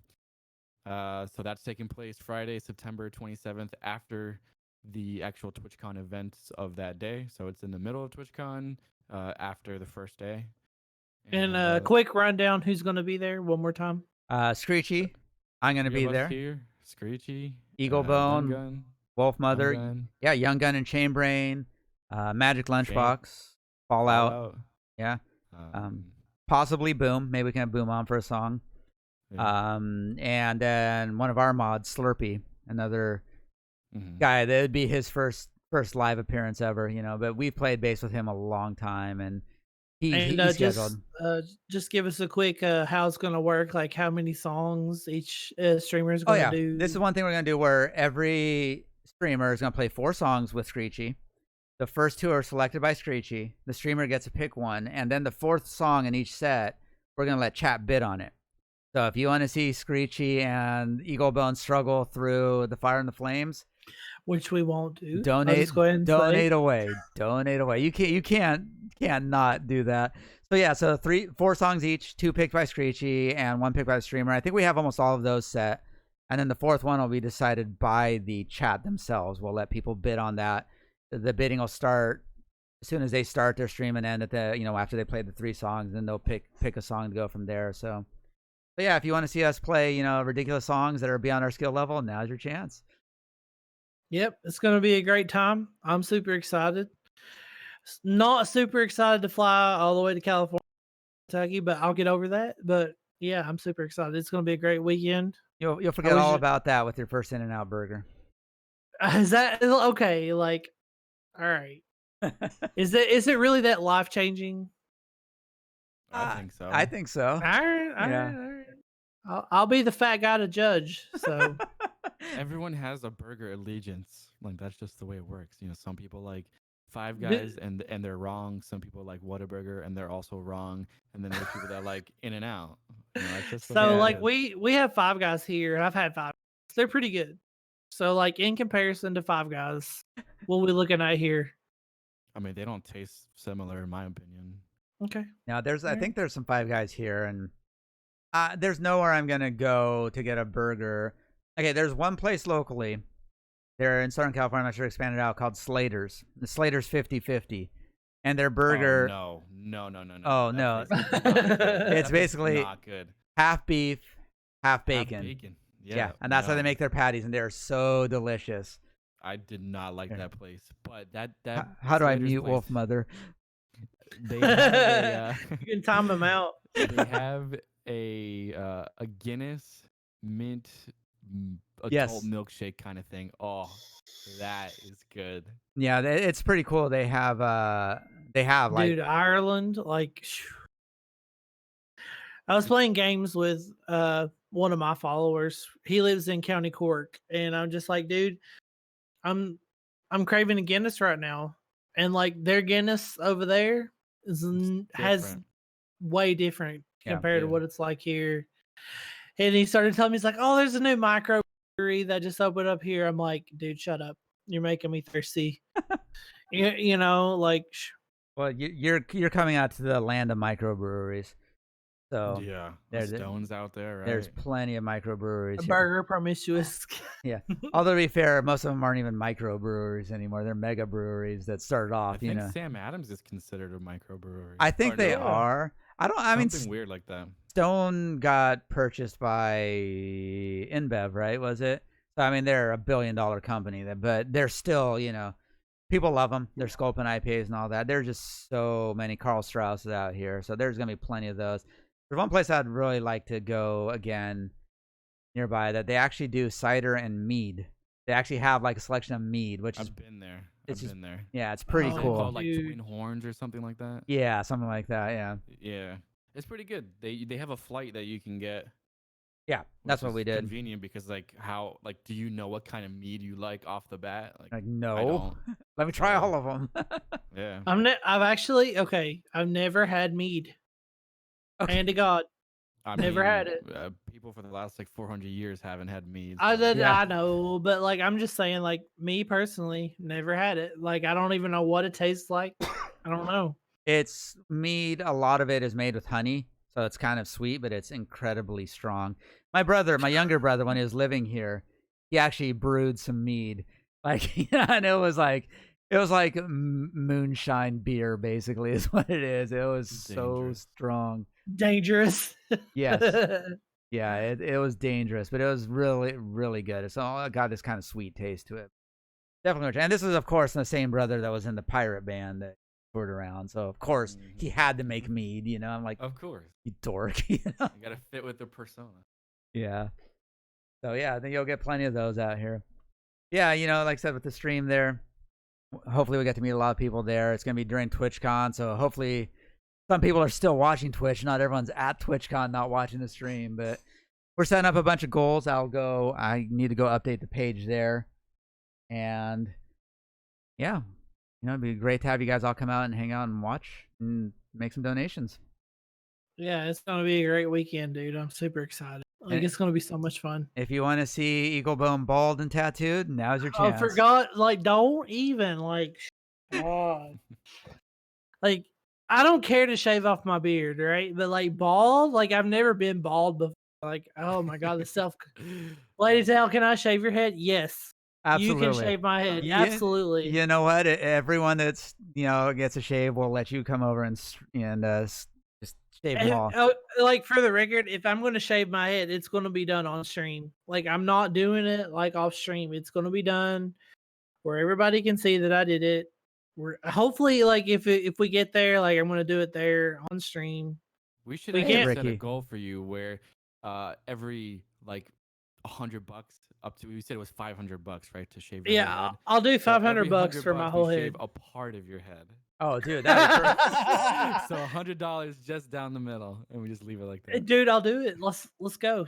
Like, I'm down. My buddy You Rod, guys heard it here. yeah, my buddy Roger that did my last 2 tattoos. He said he was willing to donate some tattoos for the stream. Peter So- Gabriel. Yes, the Peter Gabriel. So we may even be able to get those tattoos done the next day. Just get them done, and so you can't, flake out of it.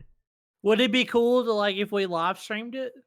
You're allowed to do that as long as it's in an actual tattoo studio and all the precautions are taken. So yeah, you could do that. I know he's done some live videos on Instagram where he's tattooing people. He is the man, lady. I love Peter Gabriel. Dude, like, I'm not gonna lie, like, I'm scared as fuck to get a tattoo. Like, my sister has like 4 tattoos, and she's like, it's not bad. She's like, it's not bad. It's not. I'm scared. I got my Like, first one when I was 17, and my tattoo artist, like, he had done a lot of piercings on me because I had a lot, like 19 piercings by the time I was Holy 17. shit, really? Another Wow. story for another time. But he's like, dude, No, there's You don't wanna- no other you don't wanna- time. yeah, it's time. He's like, you have all these piercings and you're afraid of a tattoo. Like, I know you can handle it. So I asked him, like, can you just tattoo a dot on my hand so I can see what it feels like? He's like, no, just like shut up. And he said some more derogatory things. And See, like, it doesn't bother me that it's going to be permanent, right? Like, I don't give a fuck that it's permanent. don't care, it's, but I was it's concerned. the actual act of like it being done that freaks me out. Needles Yeah. don't bother me. Like, I can watch brain surgery and eat. Like, I don't have a squeamish stomach. Is that but, something like- you just regularly do? No, I'm not that weird. I'm a weird guy, but I'm not that weird. But I'm just like, I don't know. Like, I feel like if I got one, it would be on my bicep. Like, I don't know. Like, it's There's the a whole reason thought of. people put it there, for one, and it's like easily displayed, but two, it's also one of the more or less painful places to get one. I've been told no elbows. Like, if it's on the elbow, if it's on the bone, leave it alone. Don't want to start out on elbow. I can see Yeah, Eagle Bow's gonna like- have Pickle Rick right on his neck. No, like I can't do that shit. Like, oh my god, dude. Honestly, when you first get hit with the needle, you're like, "What the fuck did I get into?" And then like 30 seconds later, you're like, "Ah." And then depending on where you're getting, like when I got on the back of my calf and it got towards the inside of the back of my knee, there's a few times where I'm like, ooh, ooh, but it's never, I'm done. I mean, honestly, I don't mind getting one. This like as long as I can cover it, it's totally fine. So, I mean, we should get how much for a lower back tattoo? Ooh, $1,000. Tramp stamp. If we can get to that 10 grand goal, I will get one. No, I'll do it for $1,000. Oh no, $1,000. I'll do a pickle rig tramp stamp. I don't give a shit. What about a tribal yeah. tramp stamp? Yes. Tribal tramp Yeah, stamp? Like, I tribal don't know. with, I a do like butterfly in the middle. a butterfly. No, can we get an actual whale tail? Like Like a what? Actual whale what you cut tail. out? like an actual and get it. I don't know. Yeah, like I said, if we can get to that 10 grand tattoo, the goal for the stream, not an individual donation, I will get one of every emote tattooed on me. We'll have to make one up for Wolfmother and Slurpee, but I will get them all on my. I have one. I have multiple. Oh, fair enough. Yeah, you got the Wolfmother one in In Wraths, Wraths. and I now have one in Magics. It'll I look did so not know nice that. with the haircut. Yeah. Well, there you go. So I'll just have to make one. I'll just get a little Slurpee cup tattooed for Slurpee, since he I doesn't don't stream. think you want the Magic one, to be honest. Okay, I'll go with the Wrath one. Yeah. Who doesn't have a tramp stamp? But yeah, I mean, hey, if you guys want us to get tattooed, you know how to do it now. Fork it over. Yeah, We'll do it. Fork out that money. I'm all for it. This is gonna be a lot of fun, and it's gonna be a little rough for Screechy. So we're gonna take some breaks in there, and we're trying to get some of the streamers that can't make it down here, like Pillars, to just record a song that we can just play between streamers, just give her a little break, and so we'll get everyone involved. Maybe Lady T can play a song. I with feel her, like I feel like this stream is gonna go all night. Like, no joke. Well, I It mean, is. he's playing just right now 36 songs, so that's a Wow. Yeah, that's a pretty long night, and that's okay. There'll be margaritas flowing. There'll be Mexican food. So yeah, Make sure she goes to bed the night before and is hydrated. That's all that matters. yeah. Well, that we're pulling her out of school that Friday, so she won't have to do that. She'll be at TwitchCon, but at least she doesn't have to get up too early. Do we have a command set up for donate on this channel? I know you have one on your channel. I linked. Yeah, I'll put the links in there again. Yeah, Lady T was wanting to know. I'll set up a donate link on my channel too. That way we have links everywhere. We're already taking donations. I think we've already received our first donation from Ricky. $30 donation. Is that right, Osebug? We got 2 donations, one of them anonymous and one of them from Ricky. Which is awesome. Yep. We thank you guys so much. That's really cool. Before we've even started. So there's the link in chat. If you guys want to donate, it'd be the greatest thing ever. We greatly would appreciate it. And then plus, if you want to see us before we get there. Yeah, I want to like arrive in San Diego with no hair. Like you're already there. And so like if you guys donate, like I'll go ahead and say if you guys donate $500 before we get there, I'll have my girlfriend shave my head on stream. On my stream. Nice. I think so that way they know before I go. I get like randomly asked at work, like what the fuck happened.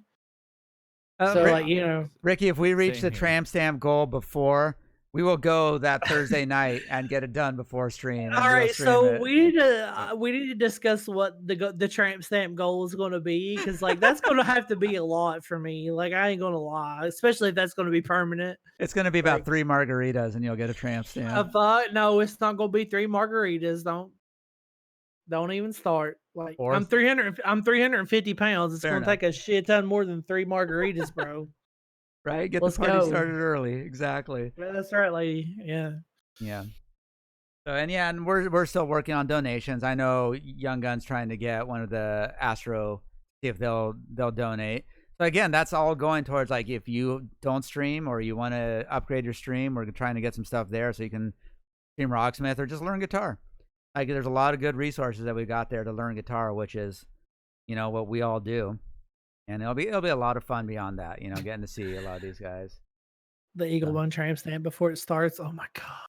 Like, yep. You're gonna show up with the Eagle stamp, the Pickle Rick tramp stamp. Dude, I won't be able to sit down on the plane if it's before. Like, you're gonna get. Granted, we got like a month. That bad. No, it's not. Like it's honestly not that sunburn. It's like a sunburn. Okay. After, not while you're getting it. But did he? Oh, okay. I know he said he was going to try to, but yeah, Ricky trains with Matt Heafy. Or I'm sorry, Robbie trains with Matt Heafy, so I know he said next time he saw him, he was going to hit him up, see if he could donate something. Yeah, actually, the last tattoo I got was really cool. I used, it's called Tegaderm. My last one was not cool. Yeah, did you have fun with it? Yeah. What they do is it's like this, it's basically for wounds, like hospitals use it, where it's like basically a breathable patch that you put over the tattoo. And so we covered my whole tattoo with that Tegaderm, and it didn't scab at all. It healed like twice as fast. It retained all the colors. It's just that a lot of people are using it. And it's really a cool way to do that too. So something if you do get one. Yeah, it was funny because you got this like see-through patch over it, and you can see the whole point is it keeps all of the goo and stuff that comes out in there, and like a lot of the white blood cells go back. It looks gross, but it's funny because it did, like she said, it bubbled up, and then I woke up the next day and all that liquid evaporated, and like it was the weirdest thing because it was like bubbly one day, it looked like you could poke it, and there's like stuff sloshing around in there. Don't say that. Come on. The next day, what the fuck? The next day it was all gone. I woke up and like because all that liquid had evaporated, it like vacuumed down to my leg, and all of a sudden I was like, oh. And then I pulled it off like 2 days later. I think you have to leave it on for 3 or 4 days, and it heals so nicely. It's such a cool make thing. It sound like I'm gonna have fucking surgery or some shit. Let's all get the Rocksmith logo tattooed. All the Rocksmith streamers, Rocksmith logo. I don't even play it. Yeah, like it doesn't matter. You're bigger in the community than any of us, so you have to get it.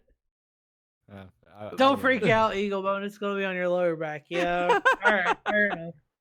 They're gonna pull you aside for secondary inspection. Sir, is that a Rickle pick tattooed on your ass? On my ass. Oh, hold on. I thought it was we're pulling you aside back. for tertiary inspection. What up, Firebird? Hey, Firebird, how are you? So back, Oh my. I think I love how it moved from my lower back to my ass, like within like 5 seconds. Going to look hot. Don't say that. I think we got completely derailed from Wolfmother's stream. We're talking about you're gonna record stuff and stream while you're recording. Is that kind of where we're going? What? No, that was the opposite of what I was saying. Yeah. You don't want to do that? No, No. I don't think it would be entertaining to other people. Pink unicorn? Unless you're talking about separately, I do plan to go to a recording studio and like publish it online. I mean, I have some samples that are on SoundCloud. I think you've seen some of those. You have to link them, dude. Link them in chat. If you want. Maybe, if you want. If you want. If you want. No pressure. I'm just such a perfectionist. Like, it's okay. It's okay. It's okay. Done. No pressure. But yeah, now I finally got an amp because, like I said earlier, I've had this Fender Mustang that was given to me, and it doesn't sound good. It doesn't sound like what I wanted to sound. So like. shush, God. And I've used bias effects for a long time, and then one day I just was like, you know what? I know what amp I want. I've wanted it for a while. Which is an Egnator Renegade. Really cool amp. It's a good amp. Yeah. The thing is, like, you can't just find them in a store. You know, if you do, you're lucky. So I ordered it online, and I was. Do they have any retail locations? Anyone? No, I don't think so. But I saw one once at a Guitar Center. Oh. So I had to put it. You know, they sent it with the tubes separately, obviously, like they should, and put it together myself, and it just rips. So. Just out of curiosity, what tubes does it use? Oh, so it has what is it? The L34s and the 6L6s. BRB. And it has a tube mix knob, so you can blend between them. Nice. That's kind of cool. That is the money right there. Well, hold on one sec. See if I can find something quick. We're leaving you alone for a second. Okay, now this is my show.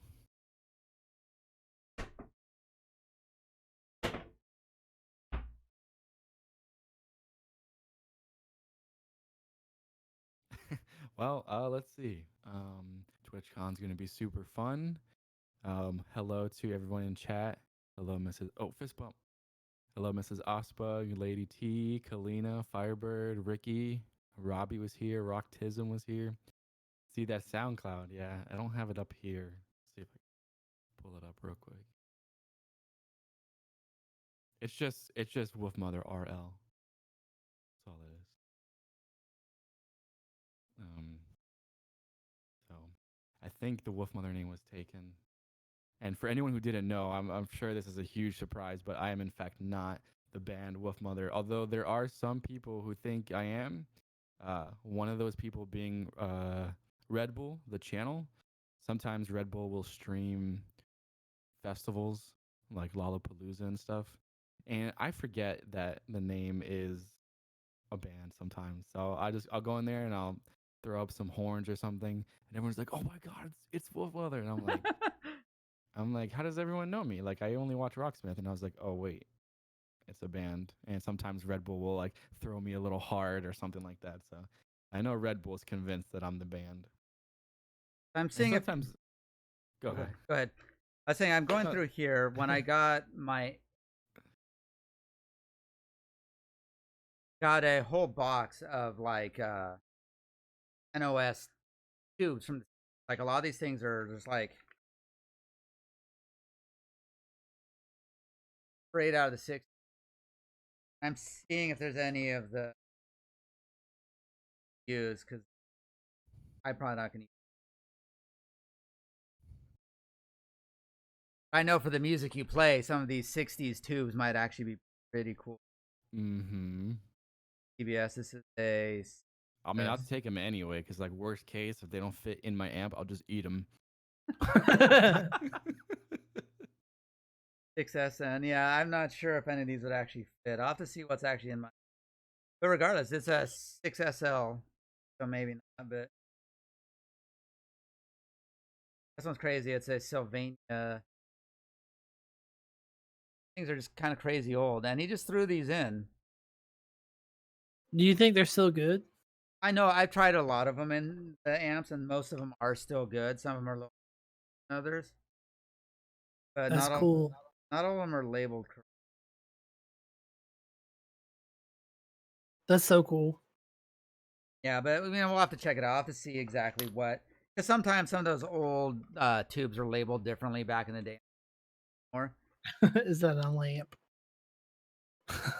pretty much. It Yeah. lights up and you can see inside your amp. Yeah, that's what they're for. Exactly what they do. Like one is the same. They're all 6SLs, so I'm not sure if those are the same as. Yeah, when you come out, we'll have to take a look at them and see. Because the amp I have is a 263 Ampeg Reverber Rocket. They took a kind of a weird tube, so these work. But it's, yeah, when you come out, definitely we'll take a look and see. And like I said, I don't play that amp enough that I'm worried about the tubes burning out. There's one weird one that they took that I don't think I have any others, but some of those old tubes are pretty cool. And it's weird because like for the longest time, the only ones making them were like Sovtek, like a Russian company, because we didn't use anything out here for, like through the 90s, it was all Sovtek tubes, I think now there's more people doing it, just as more people use. Yeah, those ignators are pretty cool. I've played one of them. I think it was a Rebel. It wasn't the Renegade. Yeah, unfortunately, the people on YouTube who demo the Ignator amps, at least the ones I've seen, they don't do it any justice. They don't know what amp is in front of them. They don't understand the beast that is inside that thing. Like they're just like, oh, here's the clean channel. I'm like, why? Why would you do that? Wants a clean channel? Get out of here. Yeah, yeah. Yeah, YouTube demos are a weird thing because people get so like defensive about different videos. Well, this guy played it this way, and it's kind of like trying to figure out someone's studio sound by what you saw him play live, and you're like, no, they record that live in the studio. They layered like 12 guitar tracks. They played gear that they don't normally have. They played it through this 1960s Niev mixing board. It's like sometimes guys are like, oh, I want to hear exactly what this sounds like. I just want to play it, straight to the guitar to the pedal amp. I'm like, man, I want to hear what it sounds like in somebody's actual pedal board. Like mix it up with like 3 or 4 other pedals. I'm not going to be playing that pedal by itself through this amp. Like you said, it's like, I don't care what it sounds like clean with nothing in it, straight guitar to amp, because that's not how I'm going to play it. And everything I've seen with those ignators are just such versatile. Have you been annoying the neighbors with that? I'm trying not to. I haven't been able to fully crank it up though. There's 2 modes. There's a 65 watt mode and an 18 watt. So I put it on 18 and put it pretty low gain. So I'm waiting on Young Gun actually. He wanted to play drums, and jam with me. So Nice. we're gonna go out to one of those rehearsal spaces and just crank it up as far as it can go. That's so nice. It's so nice there's places like that. They're fairly cheap. There's a couple of those locally. Yeah, he's paid it's like $20 an hour. Yeah, $10-$20 an hour. You just bring your cymbals, and they have amps there if you want, or you bring your own and just go make a bunch of noise. So cool. That's wicked. Yeah, it's like the perfect dad band thing, where it's like, I can't really play in the garage, but we all have jobs, so we can afford between the 4 of us, $20 for the hour, and we can go play as loud as we want without worrying about anything. So I'm trying to get Screechy to play music with her friends, and I told her, I'm like, if you guys want to go get loud, I'll pay the $20 for an hour for you to go be as loud as you want. She hasn't taken me up on the offer yet. I mean, if she's got a garage to jam in, then why not? Not really. The room we're in right now is a converted. Not yours, but I mean with her friends, right? Any of her friends have garages? One of her friends had a garage that played drums, but they couldn't really work it out schedule-wise. So if not, like I said, pay $10 an hour, $20 an hour, and go be as loud as you want somewhere else, Yeah. I remember my first garage band as a teenager. It was so bad. It was so bad. Like, we focused more on, like, gimmicks to make the performance interesting than actually learning, our instruments because we were all new. So we had my first drum kit, my first guitar, my first bass, my first singer, basically. We had never played instruments before, and then we all like got our first thing and made a band out of it. And we would practice at this one kid's house in his garage, leave the garage door open, and people would walk by, and some people would just be like, "What is that noise?" And some people, we actually made friends that way. Some people would walk by, teenagers are like our age, and they'd come in, and I don't think they knew any better, so they probably didn't realize how bad we were. But to this day, I'm still friends with some people that I met That's walking cool. by. Yeah. Yeah. But it was paying with burritos. Yeah, we do accept, like at work. We always laugh when people show up late, and we're like, "Did you bring us a bribe?" They're like, "What do you mean?" I'm like, "You bring us a breakfast burrito, and we'll look the other way if you're late or whatever." Yeah, we take burritos as bribes for sure. I Absolutely. want one so bad right now. When you were talking about all your scabby tattoo, I started getting so hungry. No. My tattoo did not scab up because of the Tegaderm. There was no scabbing involved. It was actually pretty amazing. I was like, wow, it actually works the way they said it would. But yeah, it's like you said, it doesn't matter, but it's so much fun. Like you're playing with your friends. Who cares if you sound good or not? It's like this isn't going to be the band. Well, some cases it is, but this isn't going to be the band that makes you famous. You're just making noise with your friends. I wanted to be Hanson so bad, but we weren't. Did you say Hanson? Nah, not really. Okay. we were, it was punk, Yeah, of course. something like it, yeah. But it's like such a good way to start playing. Just play some punk songs. Just play the damn song. Nobody, and that's the thing. It's like a lot of our guitar players don't realize. For most music, nobody cares how good you are at the guitar. As long as the song's good, you can sing along to the chorus and tap your foot and enjoy it. And if punk, maybe do a little circle pit. Nobody cares how technical it is, as long as it sounds good. And I feel that was really a big thing in like when with originalguitar.com and some of those Harmony Central, like the early message boards where people got started. And it's like, it's continued to now where people get so obsessed, like, oh, well, that's easy to play on guitar. Who cares? There's a reason Green Day was popular, and it's not because they were technically good. It's because they made songs that people could sing along to. It's like that people could enjoy without, and nobody cares. The same, we've talked about this with gear. Nobody cares how expensive your pedals are if it doesn't sound good. Most of those people in the audience aren't going to know the difference between using, a Boss FZ2 and the Woolly Mammoth that costs 3 times as much. Sure, on an album, go all out. But when you're playing live, and those guys are all drunk, they're spilling beer, they're not going to remember the show the next day. They don't care how expensive your pedal was. Kind of the same thing. It's just like, just play music that's fun. So I try to tell Screechy, just learn easy stuff and just play as a band. Turn a light on. Is that what happened there? Me, yeah. Yeah, okay. Like, wait a second. Something looks different. So, yeah, the first garage band. We played in my mom's house. We had a garage, and we annoyed the neighbors. Although one of the neighbors was really cool. Like, we had our small little practice amps, and he's like, guys, can I come play with you? We're like, yeah, sure. He brought over, like, the, Marshall head with the 4x12 stack and the guitar. We're like, whoa, none of us had ever seen a amp like that. We're like, this is so cool. There's always one kid that had like the full rig, And you're like, and now it's like, it's crazy how far the pendulum has swung the other way, where people are like gigging with like small 1x12 amps that are like 15 watts, and it's like, hey, everything's getting PA'd now, so why even bother with that?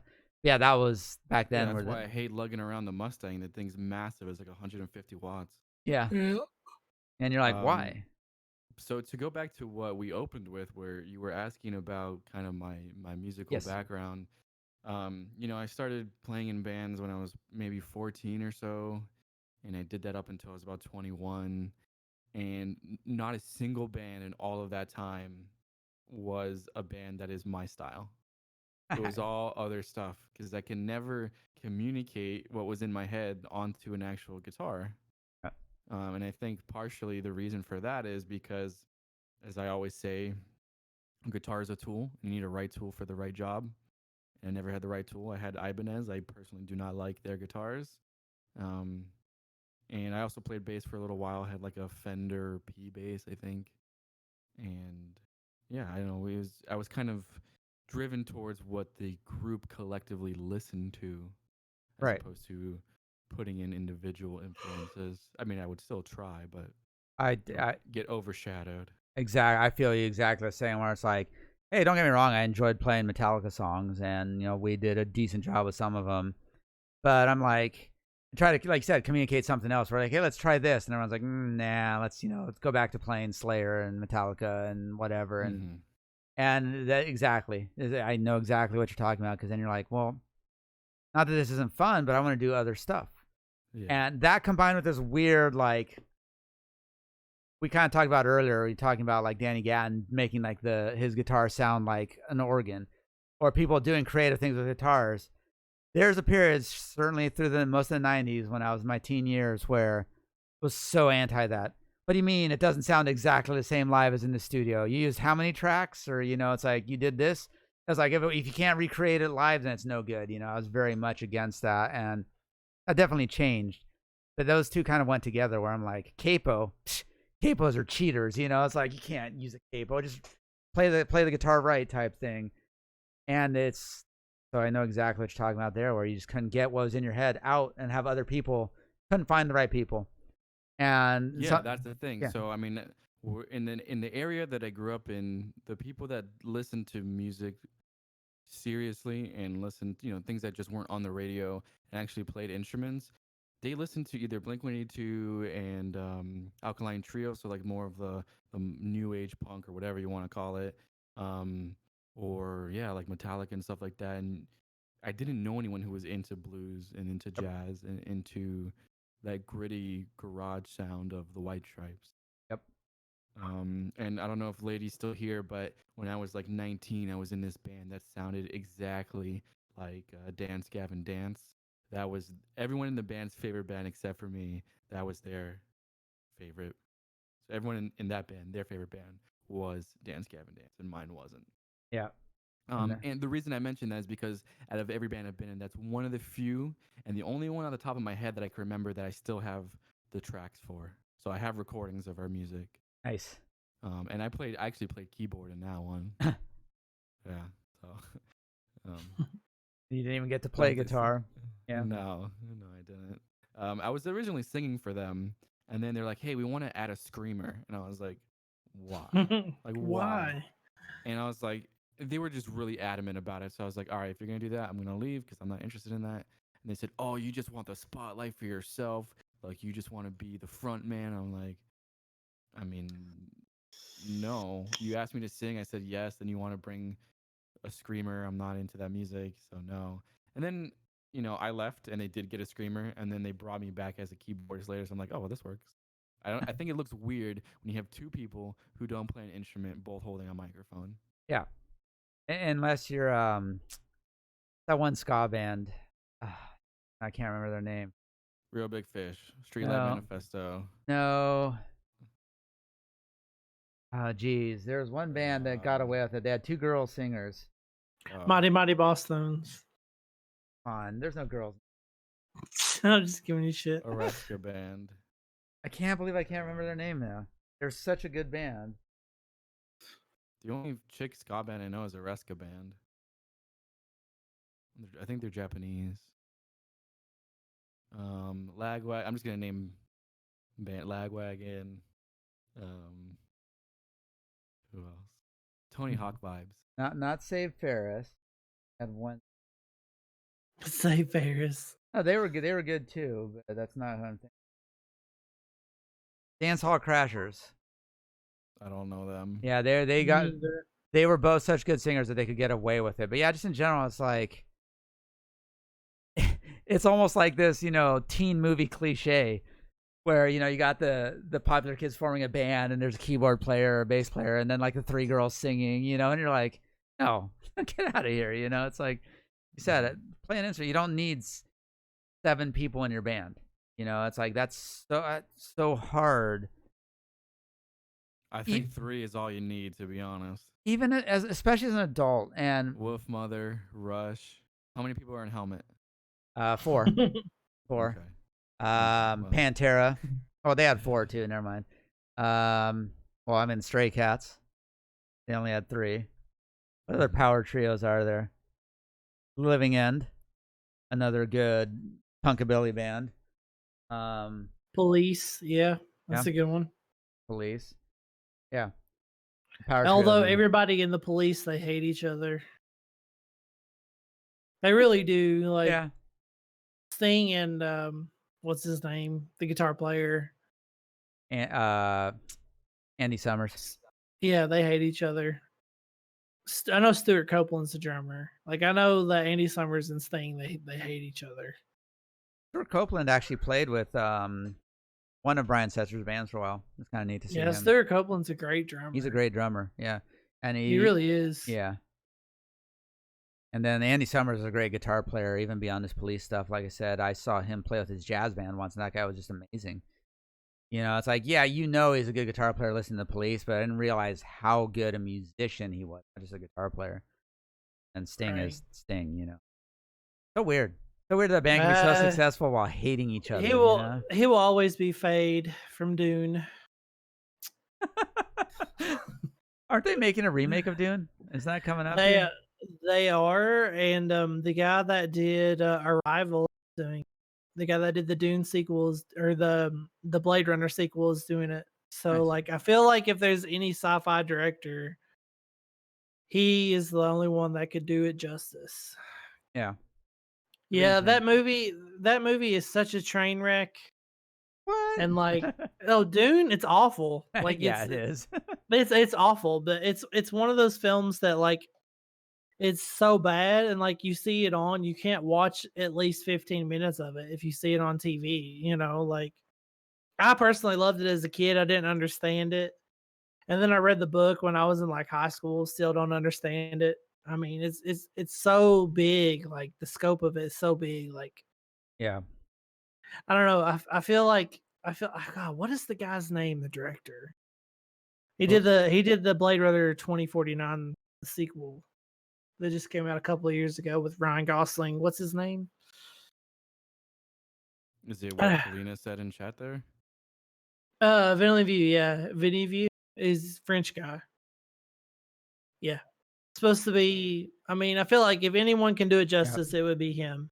So I have my fingers crossed there's somebody that could do it good. He's Canadian. Okay, French Canadian. French Canadian, yeah. Such a, like you said, it's such a big series. Like, and his son started writing books, and some people hate it, and some people love it. You know, and it's interesting. I haven't read them all. I've only read the first 2 or 3. You know, I kind of want to. That's one of the things that's on my list.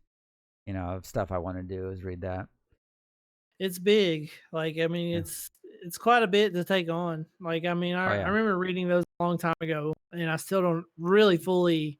I mean, as an adult, I understand it somewhat, but the scope of it is just so humongous. It really is, yeah. So we'll see. I have high hopes. So hopefully he can do it justice. I know that. I mean, as much as I love David Lynch, I love Twin Peaks. I love all of David Lynch's films.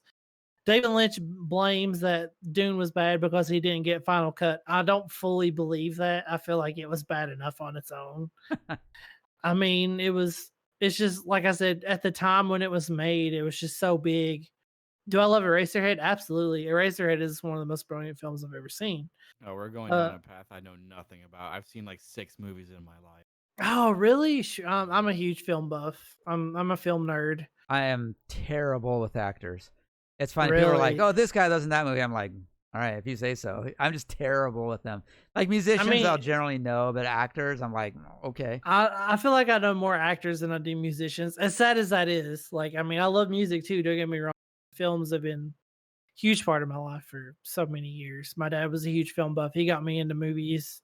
I mean, honestly, if I didn't go the way I went to college, I would have went to film school. Like, I love movies. I've always wanted to be in the movie business. Yeah, Twin Peaks is probably some of the most brilliant TV that's ever been on air. In my opinion, when it aired, it was on ABC when it aired. It had no place being on ABC at the time when it aired. The sensitivity of that box. Yeah, I was just thinking that we need to adjust. Our whole chat and VOD is going to be empty. Yeah, I'm so sorry, guys. We'll fix it. But anyway, like David Lynch is one of my favorite filmmakers, and like he blames that not having final cut was the reason why Dune was so bad. I disagree. I feel like Dune was just they built it up to be this just like huge, like, epic sci-fi film. They just didn't have the resources at the time to make I it don't good. even know what it is. I've never heard of it. Uh, we won't go down that rabbit hole. It's Yeah, just I know nothing about it. I it's would be in the so dark about everything. it's so I- grandiose. Like there's a lot of hidden meanings in it about oil and foreign policy. Wonderful. Yeah, it's a huge rabbit hole to go down. Which way? Yeah, but I feel like Villeneuve will be. He's probably. I put all my eggs in the basket for him to do it justice to make it good. So we'll see. So I think I can bridge the gap from film to music. All right. Pick a Destiny 2. Oh yeah. Yeah, that's supposed to be coming out. Yeah. So Destiny 2, they're reclassing that game into an MMO, which is what it should have been when it released. Well, I feel no, like no. I'm talking about Pick of Destiny by oh, Jack Black. pick of Destiny. I didn't hear you say Yeah. pick. I'm Okay. sorry. I was like, I'm Pick out of of this video Destiny game 2, talk. Jack Black. I didn't hear Tenacious you say D, Kyle pick. Gass. Yeah. No, that So- what kind of bridge is Yeah, I was like, Destiny? I missed something there. I mean, I tried to segue. I did my best. I didn't know For they were you. doing a sequel. So when are they? Yeah. When is that? That'll be Yeah, pretty so cool. originally Jack Black said that he was never gonna make another movie because he expected Pick of Destiny to be like amazing. And I Nobody think- went to see it. Yeah, and I think in retrospect people like it a lot. But at Oh, the I love time- it. Yeah, I mean, especially in our community, I'm sure, people, kind of everybody plays Tenacious D, but he saw it as a failure. So he's like, I'm never gonna do it again. And then this year, I think in like February, maybe March, he tweeted saying like Pick of Destiny 2 in the works. Oh, really? And I believe he said it was supposed to come out this year towards the end, like October. So That's pretty cool. So they already Yeah. have they already shot it? Like I feel like that's we would have heard by now if it was in production. So maybe next year. I don't know. We'll see.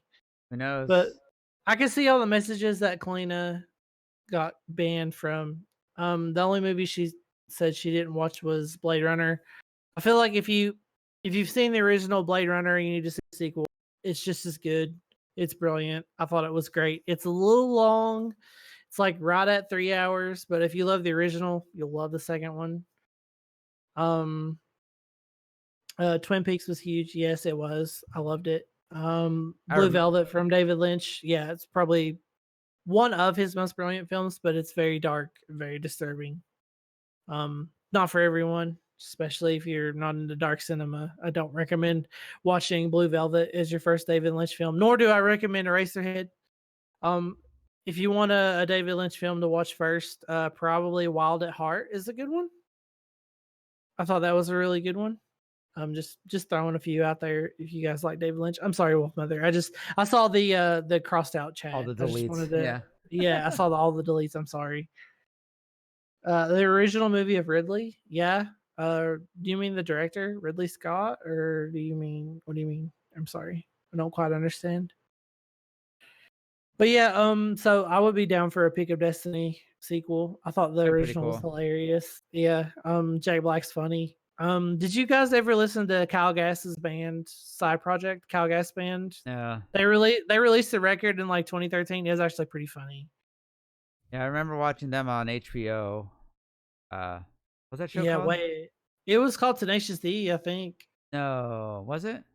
I know I some was- people are not a huge fan of Tenacious D, and I think I get why. But I thought the movie was pretty good. And coming from someone who doesn't watch any movies, that probably means nothing. The thing, like, it flopped because nobody went to see it, but like now it's one of the cult classic films of all time. Yeah, Like, that's a good way to describe it. Cult classic. Because It really knows is. Rocksmith is a cult. I wouldn't go that far, but yeah. Yeah.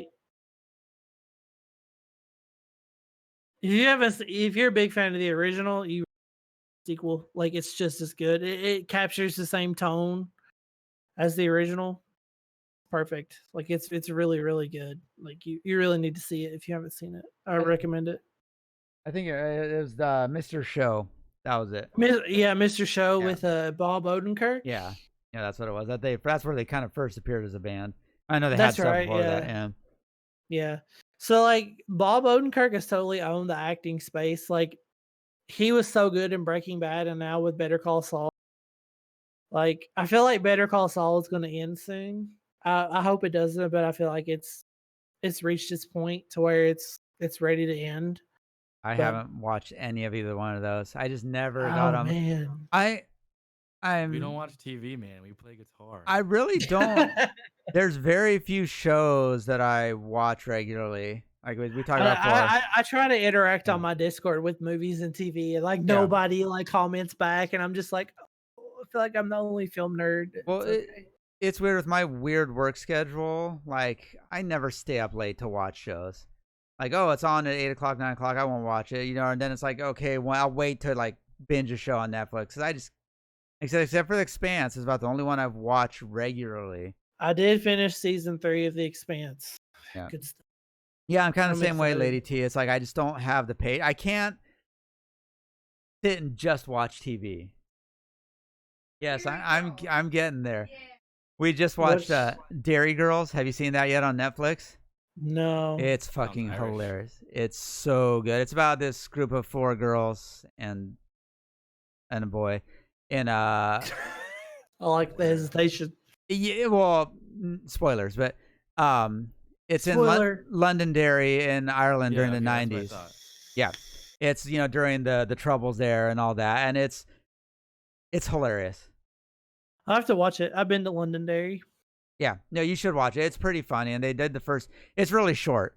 It's 6 episodes for 2 seasons, so 12 episodes. They're like 22 minutes long each, so it doesn't take that long. And I know they're working on season 3 right now, but that was the last one we watched. But beyond that, there's not a lot of shows that I watch regularly. More often than not, I'm rewatching Star Trek or I watch Psych. Twitch 12 hours a day.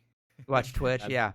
That's it's funny you say that, but it's like since Twitch, I've been on Twitch for a little over year and a half. Well, no, I've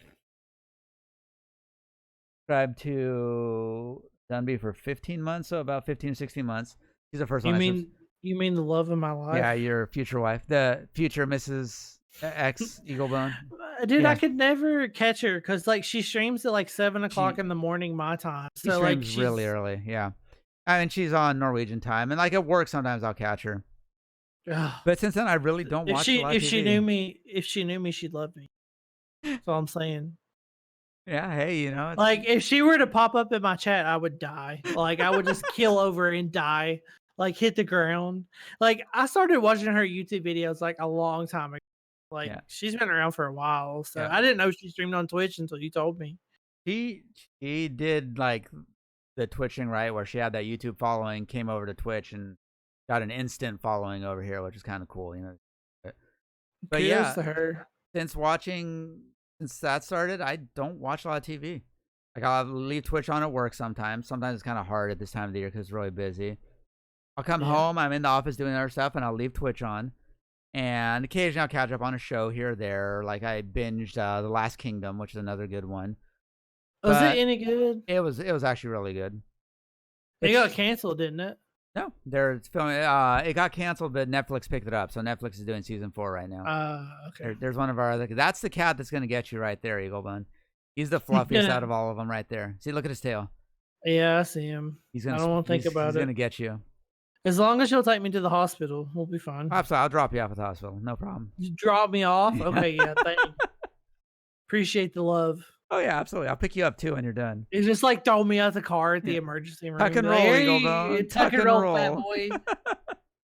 Yeah, I'm the same. I just really don't. I mean, I can't say I've only seen a handful of movies. I've seen plenty of movies over my life, but Ricky, we never did get your full analysis of Stranger Things season 3. Ricky, we're still waiting. Yeah. Last Kingdom they did a really good job with it. It was nice. Last Kingdom, and then the other one is Norseman, which is like a comedy. And that's the only one I'm catching up on Netflix right now. And that one's actually pretty hilarious. It's just so ridiculous that it's funny. Yeah, so come on, Wolfmother. I don't watch Netflix. It's all art, man. It's all art. I don't think I've ever had a Netflix account in my life. Really? We I had mean, I'm willing to give you TV. mine. Just saying, like, I'm not gonna use it. I appreciate it, but I'm not gonna use it. we had Netflix when they still sent you, the DVDs. DVDs, yeah. I actually have a couple Netflix DVDs lying around that I never returned. You thief. It's actually no, they charged us for it. It was a Woody Allen movie, and Which one? I don't know. I'll have to go see if I can find it. I don't remember Was which it one it was. Annie Hall? It might have been Annie Hall, and then I think I Yeah. have one other stupid movie. I can't remember what it was. We just forgot to. But yeah, no, I'm on board. Twitch. I watch, and I know Slurpee said the same thing. All he does now is watch Twitch. He doesn't watch. He'll spend a little bit more time catching up on movies, binging movies, but I just can't. My schedule's too weird to sit down and be like, I'm gonna watch this show. And you really do have a weird ass schedule. I do, and I'm not gonna say, oh, every Wednesday at 9, I'm gonna guarantee I'm gonna be here to watch a show and catch up on it. It's just not gonna happen. I'll wait till it's in a couple seasons, and I've had too many shows canceled on me that I like that I'm like, I'll do wait. you guys watch any like reality TV? Like, is there like one thing you can't miss? That's Mrs. Ospug. She loves her reality TV. Like for me, it's Survivor. Like I've never missed a season of Survivor since I was like 12. It's been on since 2000. Still watching it. Yeah. Right now it's Bachelor in Paradise. That's the Never watched it. the only one that I think we all Ospug goes watch. to sleep when I eat dinner. Yeah, it's funny. My old roommates were, where I go to work I'm at work at 4:30 in the morning, and there's That's somebody. nuts. Yeah, and then my old roommate, one of them worked at Staples, so he'd get home like 11 o'clock at night, and they'd start partying. So I would get home, go to bed. I'd wake up in the morning, and they're like all on the living room partying. All his buddies are over. I'm like, I feel so guys. boring. Like I go to Yeah. work at like 8 in the morning and come home at 4:30 in the afternoon. I wouldn't even Like, know I how feel so basic. I wouldn't even know how to handle that anymore. I wouldn't. I'd be like regular Dude, schedule. it's the greatest thing ever because you can get home and you have enough to take like an hour nap and you just like feel recharged. And then you can stream for like 3 hours. Yeah. That's usually what I do. So Yeah, I'd probably go to sleep when Ricky eats dinner, which is probably yeah, good. nothing But- wrong with that, bro. No, Bringing home the bacon. That's all that matters. and Paying taxes. the biggest advantage for me is that because of that schedule, I've been to pretty much just about every event that Screechy has ever had. Like, because I'm not working, 9 to 5, get home at 6, like almost anything she does, I'm going to be able to go to it. It's a 2 o'clock thing. Yeah, I get to go to it. And then also I got to spend a lot of time with her growing up when I had Tuesdays, Wednesdays off.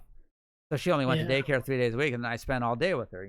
So it's like I got to spend a lot. I'm not of time gonna with her. lie, like I do kind of miss having one day off through the week. Yeah. Cause like that's nice because you can like take care of shit like if you need to.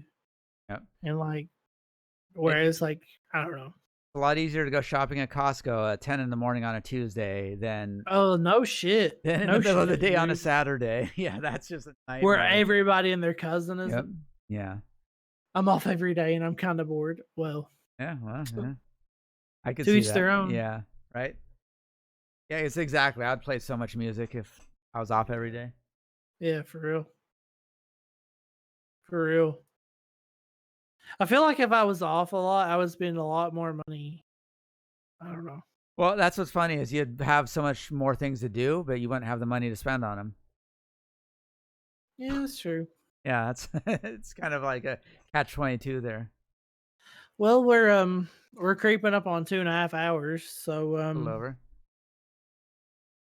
how you guys feeling? You want to keep going or Up to you I'm guys. hungry. Yeah. I'm Huh? hungry. you hungry, bro? Okay. Yeah.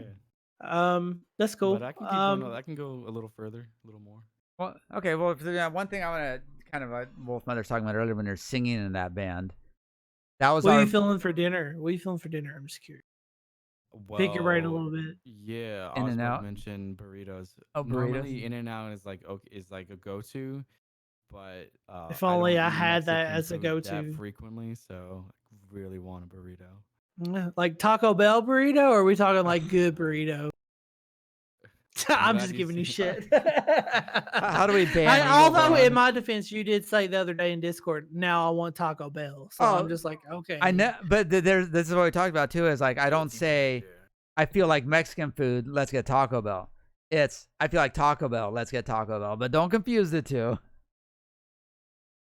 Dude, Yeah, we don't have In-N-Out here in Podunk, so I'm super excited to get In-N-Out. Although I hear their fries are pretty basic, so I might skip the fries. Get an But I'm animal pretty. style. I'm going to take whatever recommendations you give. Yeah, we'll So order those- for you. We'll order for me. I'll go with it. do you like onions? Yes, I love them. So animal style fries and burger. All right, I'm going to let you Yeah. guys order. We'll Yeah. just go from there. We might have to stream it on mobile. Be like Eagles' Hey, first experience yeah, at In-N-Out. Absolutely. Or if not, we'll record it and post it up as a YouTube video. I'm down. Yeah, I'm let's down. do it. Never had it, so super excited. So you're saying burritos, like burrito from where exactly? all I know is I want French fries inside of it. What? Whoa. I've never had fries Whoa, whoa, inside whoa. a burrito. It's called a California burrito, and you are You're gonna definitely take me there, right? A California burrito. absolutely. All right. I feel like I'm gonna come back from San Diego like 50 pounds heavier than what I'm at. Possible. I mean, I don't give a shit. I still get around. I'm not riding a fat scooter yet, so we're good. Not yet. Yeah, not yet. And California burritos might fix that for you. Can you get California burritos out there, Wolfmother? No clue. So it sounds like me. You're gonna have to go to a Mexican food restaurant, get a carne asada burrito, and stop at a burger place and just get fries and make your own. Yeah, that's an option. Yeah. I gotta Dude, see like- what's still open too. You're like Chick-fil-A fries. God, they're so good. Those waffle fries, like, oh my god. Yeah. Like if I could get those inside a burrito, like I'd probably die. I'd go to fat heaven. Like, oh my god. There are scooters on every block corner. I read that wrong. Okay. Fair enough. I thought you said black corner. I'm like, what? What are you talking about, bro?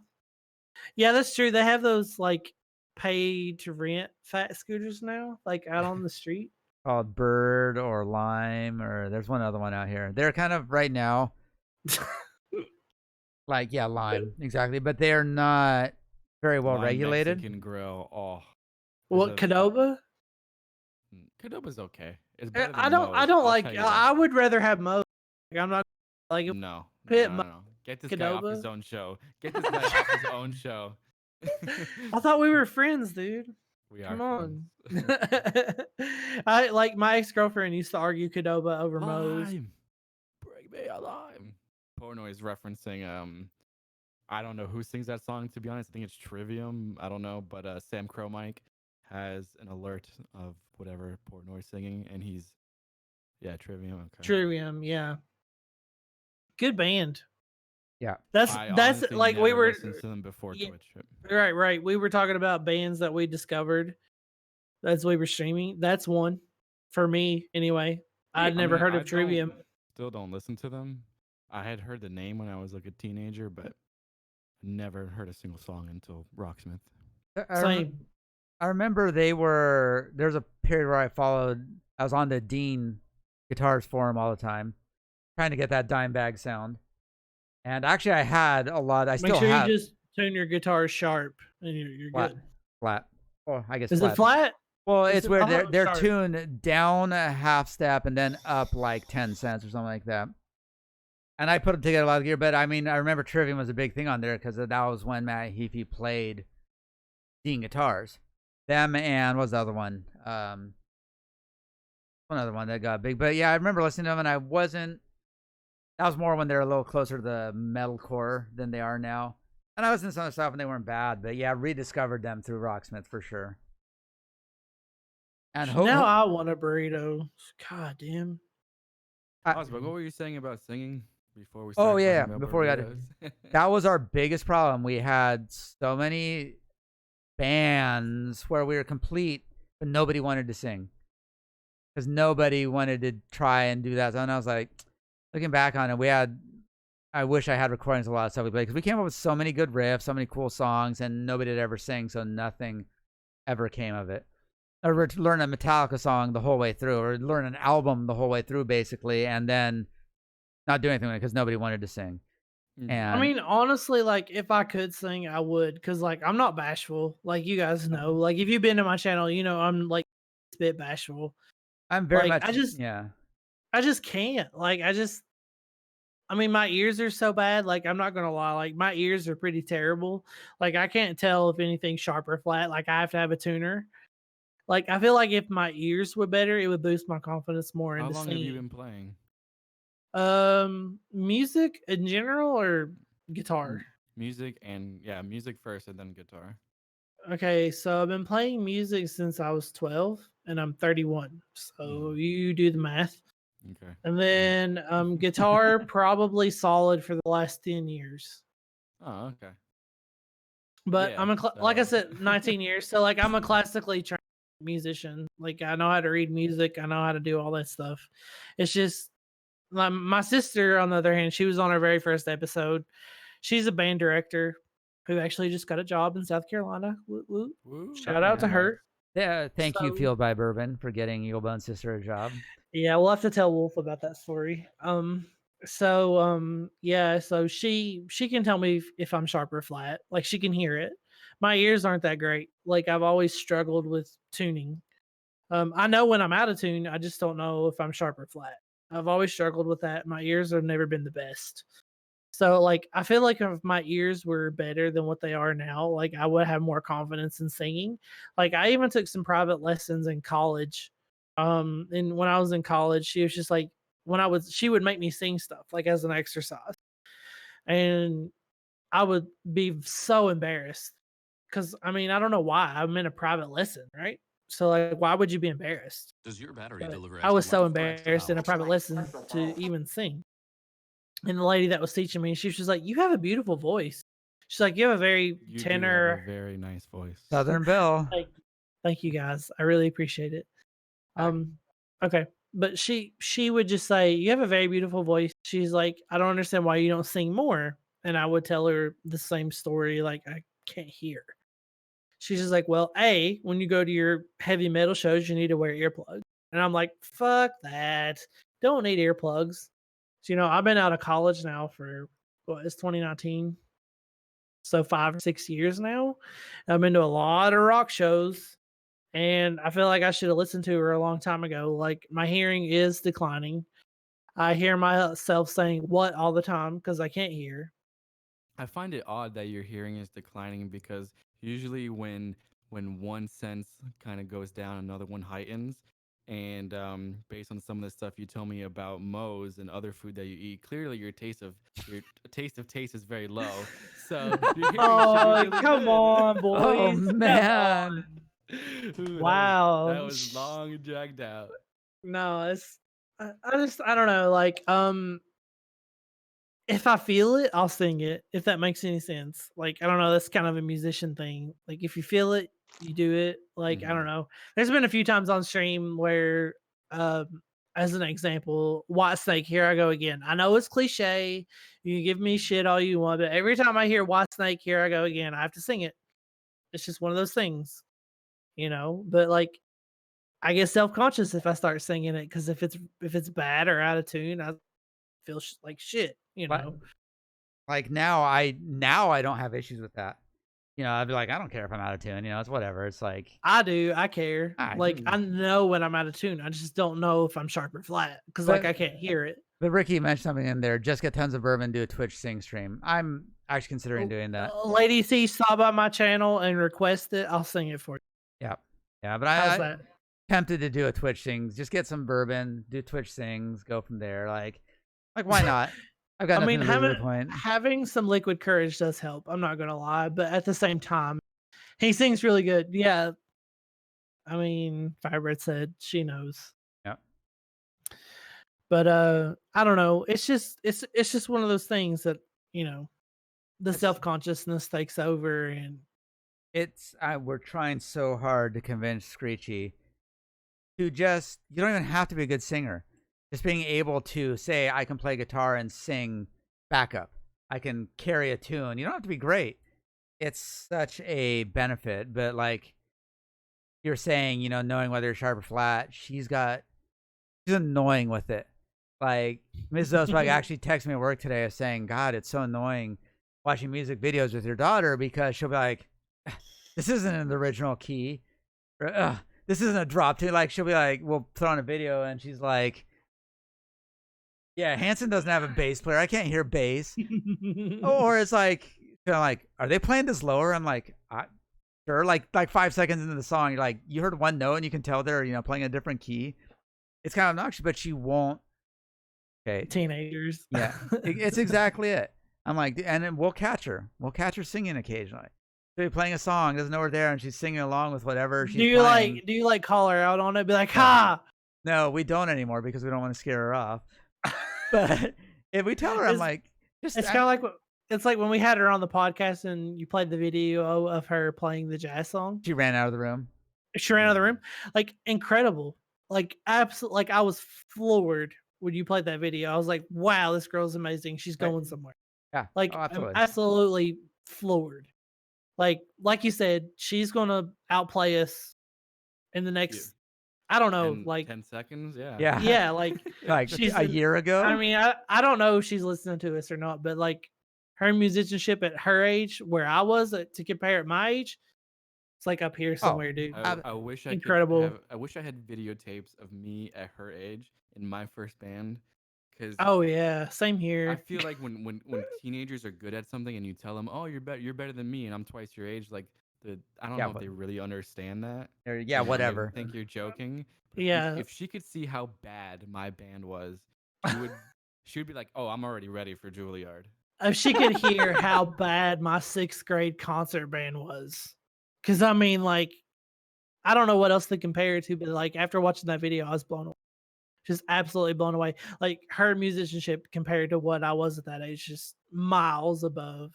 And what's crazy is with what she played, she didn't even get into the top bands. She's in like one of the better bands, but she's not. Some of those kids are just so ridiculous. And I mean, I will honestly say that's bullshit. Like, well, like just yeah. I mean, I'm sure I don't want to say this, but probably being out in California where there's a lot more people and a lot more competition, that's probably the way it's going to be. But like, if she was out here on the East Coast somewhere in some podunk town, it'd be a different story. Like, I mean, it's crazy. It's like what you said, where she's at this level now. Turns 14 on her, on the birthday stream. She's starting high school, and she's already as good as I am now. Like, there's some things I know more than her because I've done it more, and sometimes there's certain things I can do better than her. But her musicianship in 4 years after going through high school and 4 more years this jazz program, she's basically going to already have a professional training. Like, I mean, oh, absolutely. Juilliard will just be a bonus. Like, hey, I want to get even better at music, and it's nuts. And just opportunity she's had, and I think she realizes it. I think by now she really knows.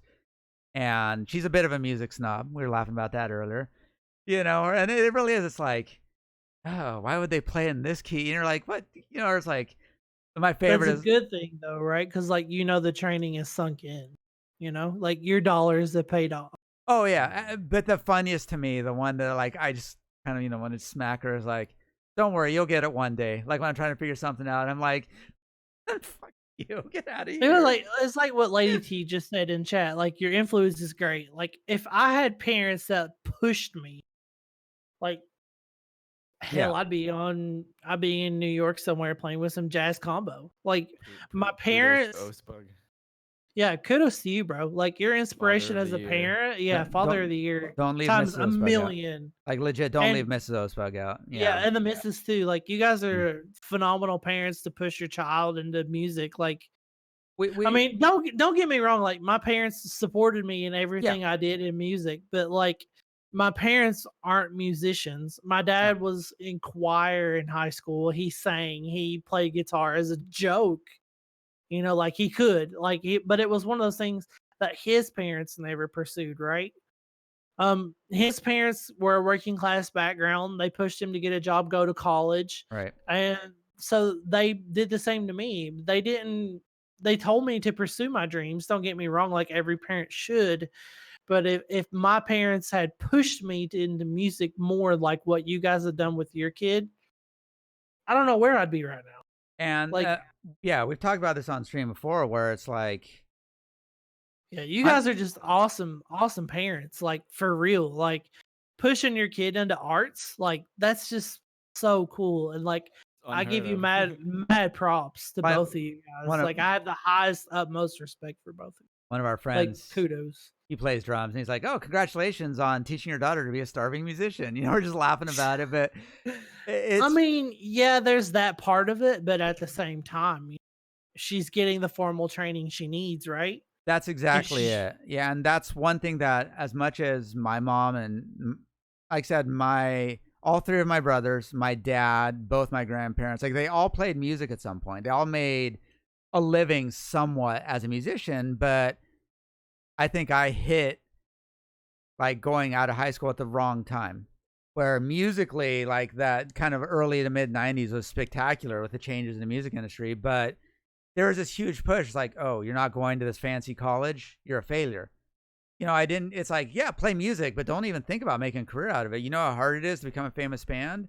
Right, that was the way my parents were too. Yeah. They're just like, "Oh, you can play music, but you need to go to college. You need to get an education. You need to get a high-paying job." Right. Because they knew the way the times were going, right? And Because like they knew. But they were wrong. They were wrong. You know, it's like no Right. one really told you at that point, sure, you can go into music, but you don't have to be in a top rock band. You know, we've talked about this before. You could be write scores for a movie. You could write jingles. You could do soundboards at a theater. There's so many things you can do that involve music. And that's Right. one thing we've always tried to teach her is like all this music training is going to just open up a lot of opportunities for you. And even if you end up not doing music, it's always something you're going to have. I mean, look at us. We all play music, even though it's not our career. You know, and it's like, and I told her, I'm like, if you actually dedicate yourself to this Twitch thing and put some effort into it, you're never gonna have to get a lame job working at a fast food restaurant. You know, you're gonna make enough fair money just playing on Twitch. You know, and then as she goes on, like you said, by the time she's done with high school, she'll be able to do whatever she wants with music. And that's kind of what we want her. It's like, you don't have to do music. We've always told her that.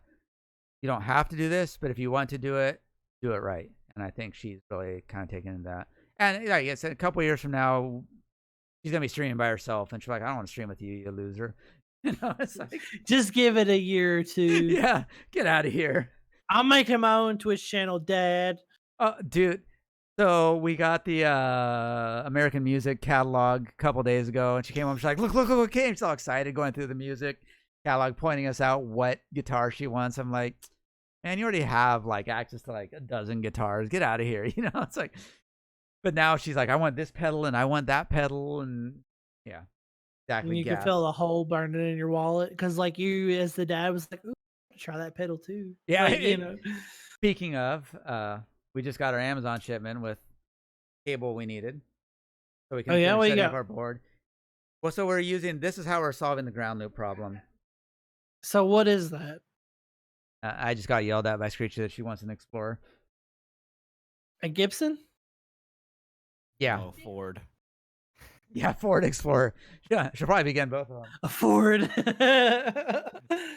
But the thing with these, they have guitar splitters, but this one's got a XLR input. I just needed to get the XLR to 1/4-inch cable. So probably after the stream here, we're gonna go set up our pedal boards and go with there. Dude, how dope is that? They're like Amazon will deliver on Sunday now. Mm-hmm. I ordered It's this. wicked, Not only that, I ordered it this morning. Yeah, I got an Amazon package today. So did I. Free I got Twitch some. t-shirt. You got a T-shirt? So I got like 5 pairs of underwear and like 3 T-shirts. I was like, hell yeah, I've been buying some clothes that I need. You know, it's the greatest thing ever. Yeah, don't have to go anywhere. Don't have to go anywhere. I can gain 50 pounds in the process. Yeah. And we got her a little reverb. I have one pedal. It's a electro harmonics. It has a really long name, so I always forget the order. Green, Big Muff Pie Russian something or other. It's modded by JHS. It's Oh, nice. called the Moscow mod. Yeah. Oh, it just fuzz and radiate. It sounds like what I imagine Chernobyl sounds like. It's just. It's like dark and gritty and fuzzy. Oh, Sound good though? in a good way, like it. right? Yeah, Yeah. yeah. So You have to kind link it. Check it out. There's of the there's a same reason I thing. only have one pedal because it does. Yeah. It's the same idea. Those green. Yeah. That's what the Dan Auerbach uses. He uses the green big Of muffs. course he does. Yeah. Of course he does. That doesn't surprise me. Yeah, and then the one I have, it's not the same, but it's close. He's going to the vault, boys.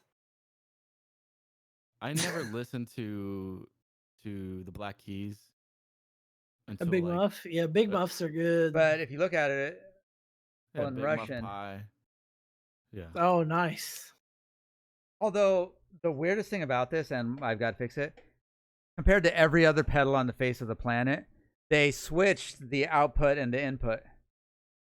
So like every other pedal goes input, output. It's very Russian. Yeah, and this one's like completely backwards where I'm like, what the fuck did you do? You know? So gotta find I'm not gonna lie, like the first big muff, like the original, like the big stable big muff fuzz is it overdrive? Fuzz, I think. Fuzz. So like I It's tried it, fuzz. I didn't like it. Like I'm not gonna lie, like that wasn't the sound I was looking for.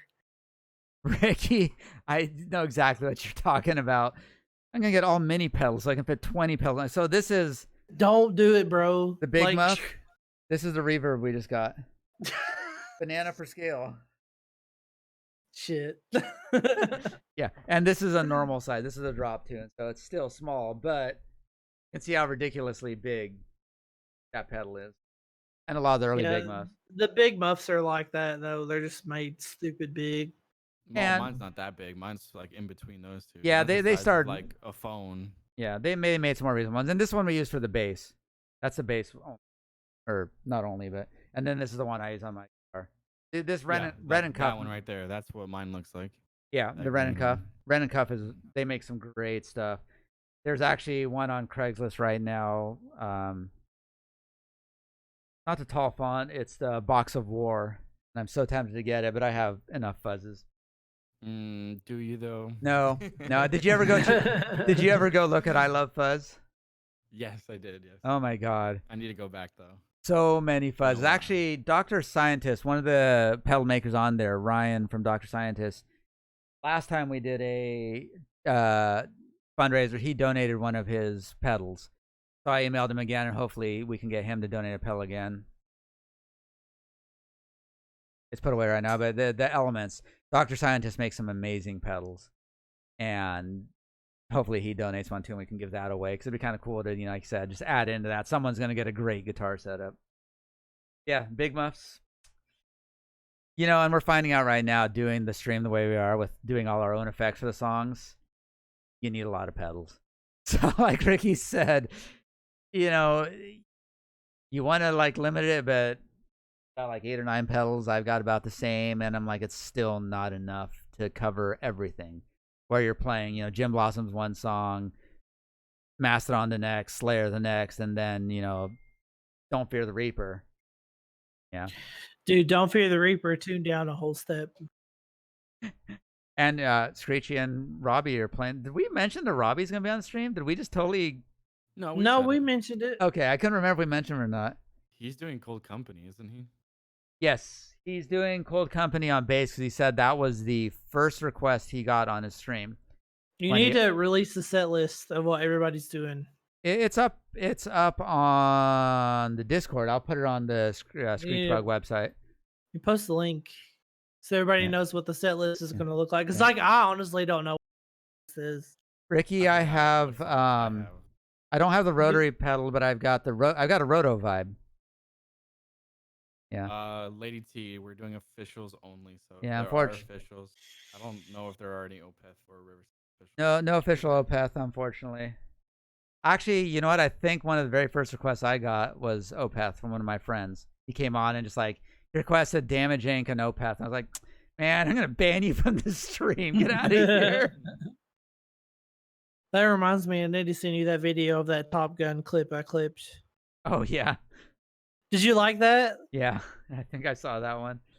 You did. Like, Did you see it, Wolfmother? Oh, what? I'm looking for the set list. What did I see? So like I clipped a Top Gun clip like before I played Danger Zone. It's quite funny. Yeah, I saw that. I thought that was pretty funny. I'm just like, okay, I'll take a little bit of time just for content, even though it's not my own content. Like I thought it was funny. Yeah. So that gives me time to put the aviators on and get it ready. So like Yes. I'll have to Ooh, send that remember. to you before the charity stream, so that way we have the clip to play. I'm looking for the set list. Oh, there it is. Oh, Ooh. can you link it real quick? Yeah, actually, maybe. What do you mean maybe? I'm not logged into my Google account on this login because I made a new login. Maybe Wolfmother can link it. I don't have a link. I just have text. I'll put it in our group chat though. I can't. I love that Windows background, sexy. All right. If I close Discord, then you guys won't be able to see anything. But I did make a Google page with it. I can tell you almost everything. I just posted it in our group chat. Okay. There you go. Oh, in the Discord? Yes. Hey, Screechy and I are playing. I can tell you what we're playing. Plug in, baby. We are playing. It's not the full set list though. Like we haven't. That's everyone that's actually picked something. So yeah, Screechy and I are playing Plug In Baby, Cerisi, and FCP Remix, and then whatever is. Are you playing FCP Remix? Yeah, I'm playing that on guitar. Good luck. We haven't updated yours yet, so you're playing Zero the Radio, Year Zero, and then what's the other one? Danger Zone. Danger Zone, right? And then whatever's done. Robbie, Don't Fear the Reaper, Fallen Leaves. No, I take it back. Yeah, Cold Company was said was the first one here, and then Cold Company.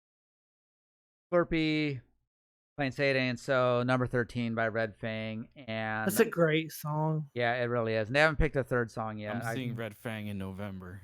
Dude, they're so good live. It's gonna be a great show, dude. I'm seeing Corrosion of Conformity tomorrow. Seeing Graveyard in October. Good shows. Yeah. Yeah, Wolfmother, you're playing The Regulator. We're gonna have to tune one of the guitars. That's a funky tuning, so I'll just leave one of the guitars tuned. Great for that. It's open D, isn't it? It's Open D. It's not though. It's something else. It's like, yeah, maybe it is. Maybe you're right. It's a funky one though.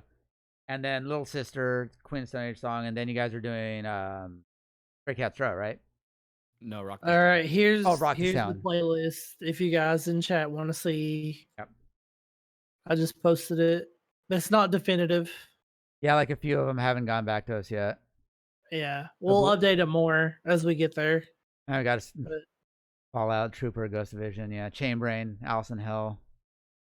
I would do Cold Company, but first of all, Robbie already claimed it, and I think he also has a really good reason. My reason for playing that is just because in some channels I go to, people kind of know like that's my song. Yeah. But it's a fun song, and she's got it pretty. I think she played it a couple times. I think the second time she got like a 95 on it or something like that. So she's got that down pretty well, and she actually's getting to the point where she needed to start. Well, what are you gonna bring the clarinet on and play with her? Where's Mrs. Osbug? I think Young Guns got cut off in Waves. Well, yeah, the I'm sorry. number 10 got cut off too, so I think we should not post that one. Yeah. Number Welcome 10 to the Black Parade. I don't know if Young Gun's chosen his third song yet. I know he said he had one that he's working on or thinking about, but do we really have to sing Skater Boy? Like it could be any other song in the world. I just said don't post it. I know, but like I had to give the audience what they wanted. No, everybody is getting on stream and singing that. Why?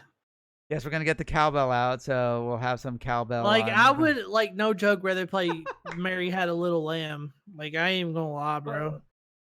We're gonna have to kick you off the stream. Oh well, I guess I'll just cancel my flight and save that $400 or whatever. What do you have against Avril? She's a queen of punk.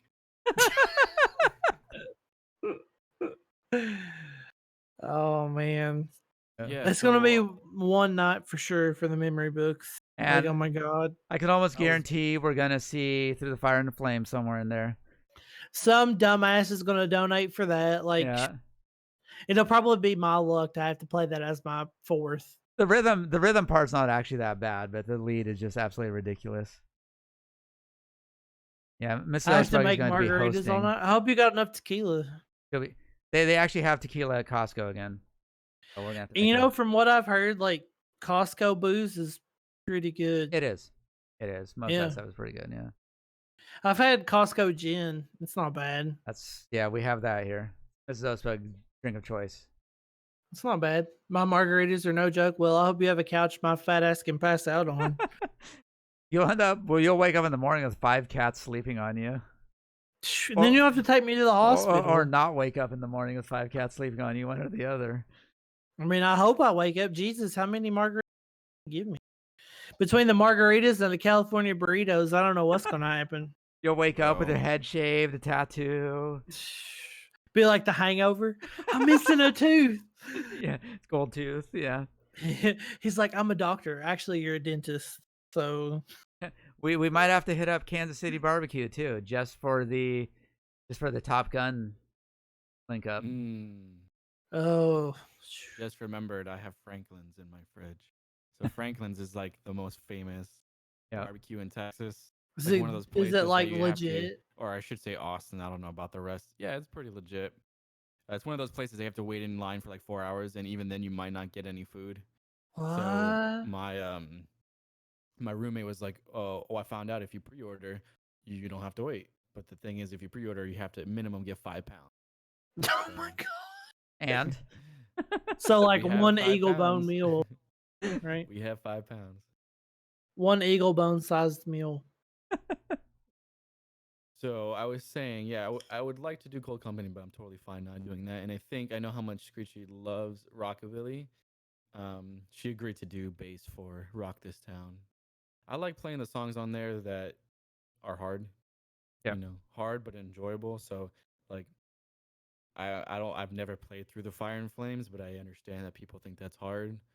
So I are we don't gonna really have like the a? song, so I wouldn't play that. But like Rock This Town is kind of hard to sight read, so I enjoy that. I've actually never played it. a lot of that stuff, it's so different than the typical, metal stuff. Or metal, you get into the patterns where after a while it kind of makes sense, but then you get a rockabilly thing where, oh, I'm playing chords. Wait, I'm doing finger picking. Wait, what? It's like, what's going on here all of a sudden? Yeah. Are we gonna have a green room stream? Yeah, we can set up one of the other streams. Someone, in the back room there, where people can watch the party. Watch us do shots. Yeah, Watch. Mrs. Osbuck said no. What do you mean no? Well, that's why we're gonna screen your episode of Web Riot. Right? Dude, why? Now I'm gonna be sleeping on the couch. Thanks. I'm still looking on the internet. I've not been successful, but I'm still looking. There's like one episode. It's the weirdest thing. There's like no record of it on the internet. No, I'm still looking. Like, I can look. I can find it. Don't get me wrong. I'll find it. If I have to, I'll fucking email MTV and be like, where the fuck is this shit? I know there's a digital copy. Well, we're going to see it. Like, whether or not one way, see it. I have a stream goal. You just gave me a good idea. Yeah, no, we already know this. No, we've already established a stream goal. No. Something else. At a certain amount. Are you kidding me? I'm not kidding. I'm being fucking legit. Like, I'm going to find it. Like, it's the internet. It's on there somewhere. Ozbug and maybe even Mrs. Ozbug have to wear a Chicago Cubs hat. Oh, Jesus Christ. It could have been worse. I could have said tattoo, which you oh man. You wear a hat for the rest of Put it this way. I'd rather wear a Dodgers jersey than a Cubs jersey. Oh my god, really? Yes. Come on. It's like, for me though, like where I live, it's all Reds territory. Reds? Because I'm only like 2 hours away from Cincy, so like everything is Cincinnati Reds. So you're a White Sox fan, right? I might sacrifice the Pickle Rick tramp stamp for the Web Riot. Okay, yep, fair enough. See, Ricky's got the idea, Mrs. The Ospug. point of the goals is to do things that are funny and out of your comfort zone and things you don't want. So, like, I know a while back, like, Vis and Crafty did a charity stream for St. Jude's, and I posted some stuff that in the Discord for what they did for their, like, raffles or whatever. And, like, one of them I thought the most interesting was a milk bath. What? So, like, you basically free. I would do that for free. It was like you basically just sit in a bathtub and you just get like showered with milk. I'll do that for for like free, and I will one up it by putting cereal in there and eating it. Chocolate milk stream. No, it chocolate is. milk You bath. didn't even specify if it was chocolate or not, but like, yeah, it's just basically sitting in a bathtub and just getting gallons and gallons of milk dumped on your head with your clothes on. Dude, how for money. expensive was that? Milk's not I don't- cheap. No, it's like $3 a gallon here. I don't know. It's like gas. It's like gas. That's pretty funny. Is Yeah, it it has to be organic? I organic don't know. milk. ADT. Almond milk. Like I feel like I would do that. Yeah. But I also like Lunchbox's idea of streaming in a dress for like a week. Like I thought that was pretty funny. Like I would do that You know what? with a wig and like makeup on, and I'd do that for free. This just gave me an idea with this. At Shakespeare's local British pub, they have something called the White Whale Challenge, where it's 2 pounds of fries or chips, 2 pounds of fish, and 2 pounds of peas. Holy shit! Yeah, and you have 45 minutes to eat it. Not eat peas. I could crush that if it wasn't peas. Dude, I the could peas will crush crush it. me. But I think if we get high enough up there, I'll make that a goal. If we reach a certain level, I will try the White Whale Challenge. Dude, I'd do it. I could kill it in one sitting. Let's go. Like I love fish and chips and mushy dude. peas. And it's really good fish and chips. I think that one will be a good one to put on there. Dude, I will personally fly back out there to film that with you if somebody will donate the money we set for it. Double White Whale Challenge. No, like I do it. Like let's go. You guys have a blender? Yeah, I mean, I can go to Walmart and get one. The peas would be just killer. Like the chips No, and the I would fish. literally eat anything. You can't do peas. I Like- don't mind eating peas, but I can't eat two pounds of peas. Like I don't I like mean- peas, so 2 pounds of something I don't like is gross. I'll eat like a spoonful or a plateful. The 2 Like the whole pounds, purpose, the whole purpose of the peas is to like cleanse your palate, right? Like kind of like sushi with the pickled ginger. Like I could totally do that, like no problem, hands down. Let's go. Like you guys want to donate $50 to see me try that challenge? I'll do it. which is Let's about go. what it costs I if will you eat a fail. ghost pepper. Fuck no. Like ghost pepper is too much pain. I will literally eat anything. I take that back. It's in 2 small quantity, anything. 2 pounds of It battered doesn't even have to cod. be food. So pounds what of- is it? It just says it says 2 pounds of cod, 2 pounds of proper chips, and a side of peas. So actually, that's not that bad. Well, Oh, No, I could do it. I could do maybe. it.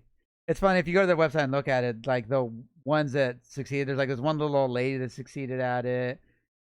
There's one guy that looks like a professional eater that succeeded at it, and then all these bros So that like failed. basically 4 pounds of food. Plus some peas, Like that sounds easy to me. like a little dish of peas. Yeah, that could be done. Yeah, well, Easy. hey, well, let's make it a stream goal. Let's go. Like and like I said, if they're willing to pay, like I'll fly out there and we film it It's together. 45 minutes or less. If you succeed, it's on the house, and you get a T-shirt that says "I did it." If you fail, it's $35. $35. Dude, I don't even need 45 minutes. Like that's generous. Yeah, like, that is pretty like, and it's not like full carb food. Like you see those pizza challenges where you have to eat the pizza the size of a house in like an hour. All pizza is carbs, right? So you're gonna eat like 6 slices and be done, right? Because of all the dough. Like fish and chips. I mean, granted, you're getting the starch from the potato, but like, shit. Let's go. I think we don't even need to make this a stream goal. I think we're just gonna all have to do it. Yeah. I'm hungry. Sunday night, we're just all going to Shakespeare's and we'll stream it. Yeah, I've- let's go. I've done many competitive challenges. Like I said, I'm nice. not flying back till Monday at noon. So like I'm Sunday night. golden. No, I'm not flying back till Monday. Yeah. No, she was saying we made plans. Yeah, Sunday night after TwitchCon. What's Saturday night after TwitchCon? Did we make plans? I don't know. As long as I'm involved in those I think said we're- plans. I think we're talking about. I think that was a get all the Rocksmith people to go out and do something. I think that's what Young Gun was talking about. I as long as know. beer's involved, totally down. Just kidding. It Right? doesn't have to. Yeah. All right, But guys. I feel like it will be. Not gonna lie. I feel like there's gonna be a lot of booze involved in this weekend. Most likely, which is the way it should be. Absolutely. Yeah. I'm not complaining. Not complaining. Nothing like booze and peas. Oh, Booze God. and peas and fried fish. A lot of A lot of boots. boots. Bootsy Collins. Bootsy. I actually have a friend of mine that met Bootsy Collins in like a barbecue joint in Ohio one time. Like he just like walked in. So like we came back from college for the summer in the fall, and they were going around the room. They're like, "What was the greatest thing you did all summer?" And like my friend was like, "I met Bootsy Collins at a barbecue joint in Ohio." We were like, "What?" He's like, "Yeah, he just like walked in and ordered a pulled pork sandwich and like walked back out." All right. Said he was like a pretty cool dude. Oh, we've made our plans for Saturday night. We're thinking Sunday night. Yeah. Our plans are to watch Web Riot and drink margaritas. Oh, it's gonna happen. It's gonna happen.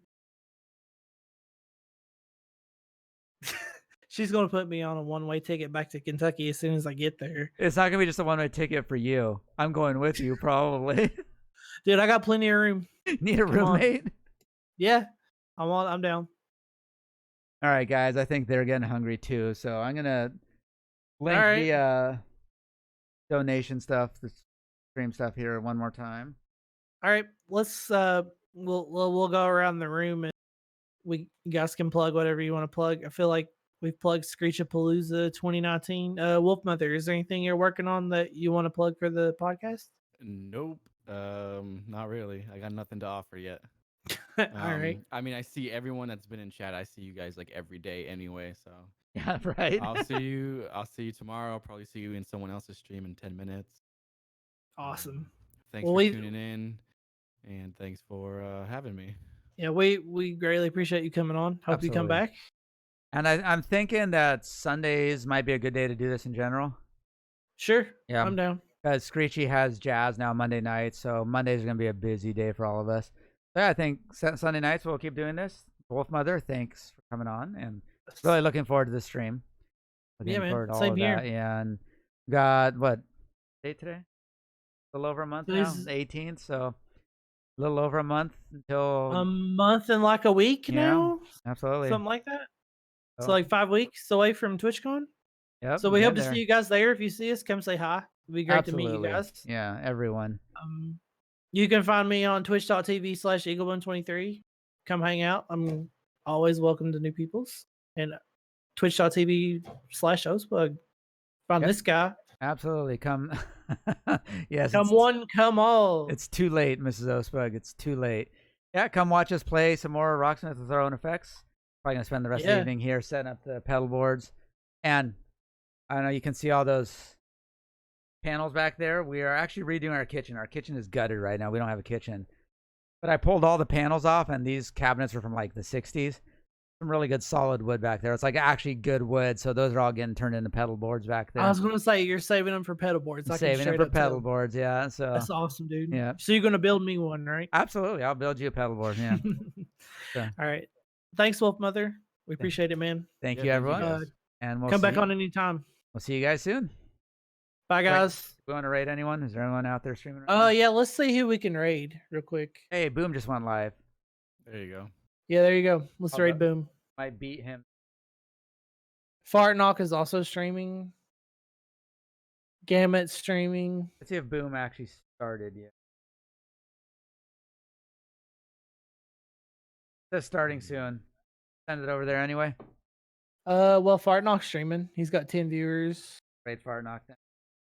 All right, guys. All right, here we go. We're gonna return the raid. Let's say hi to Fartnock. He stopped by earlier, and now it's his turn. Sweet. And 2. Bye, guys. Bye, guys.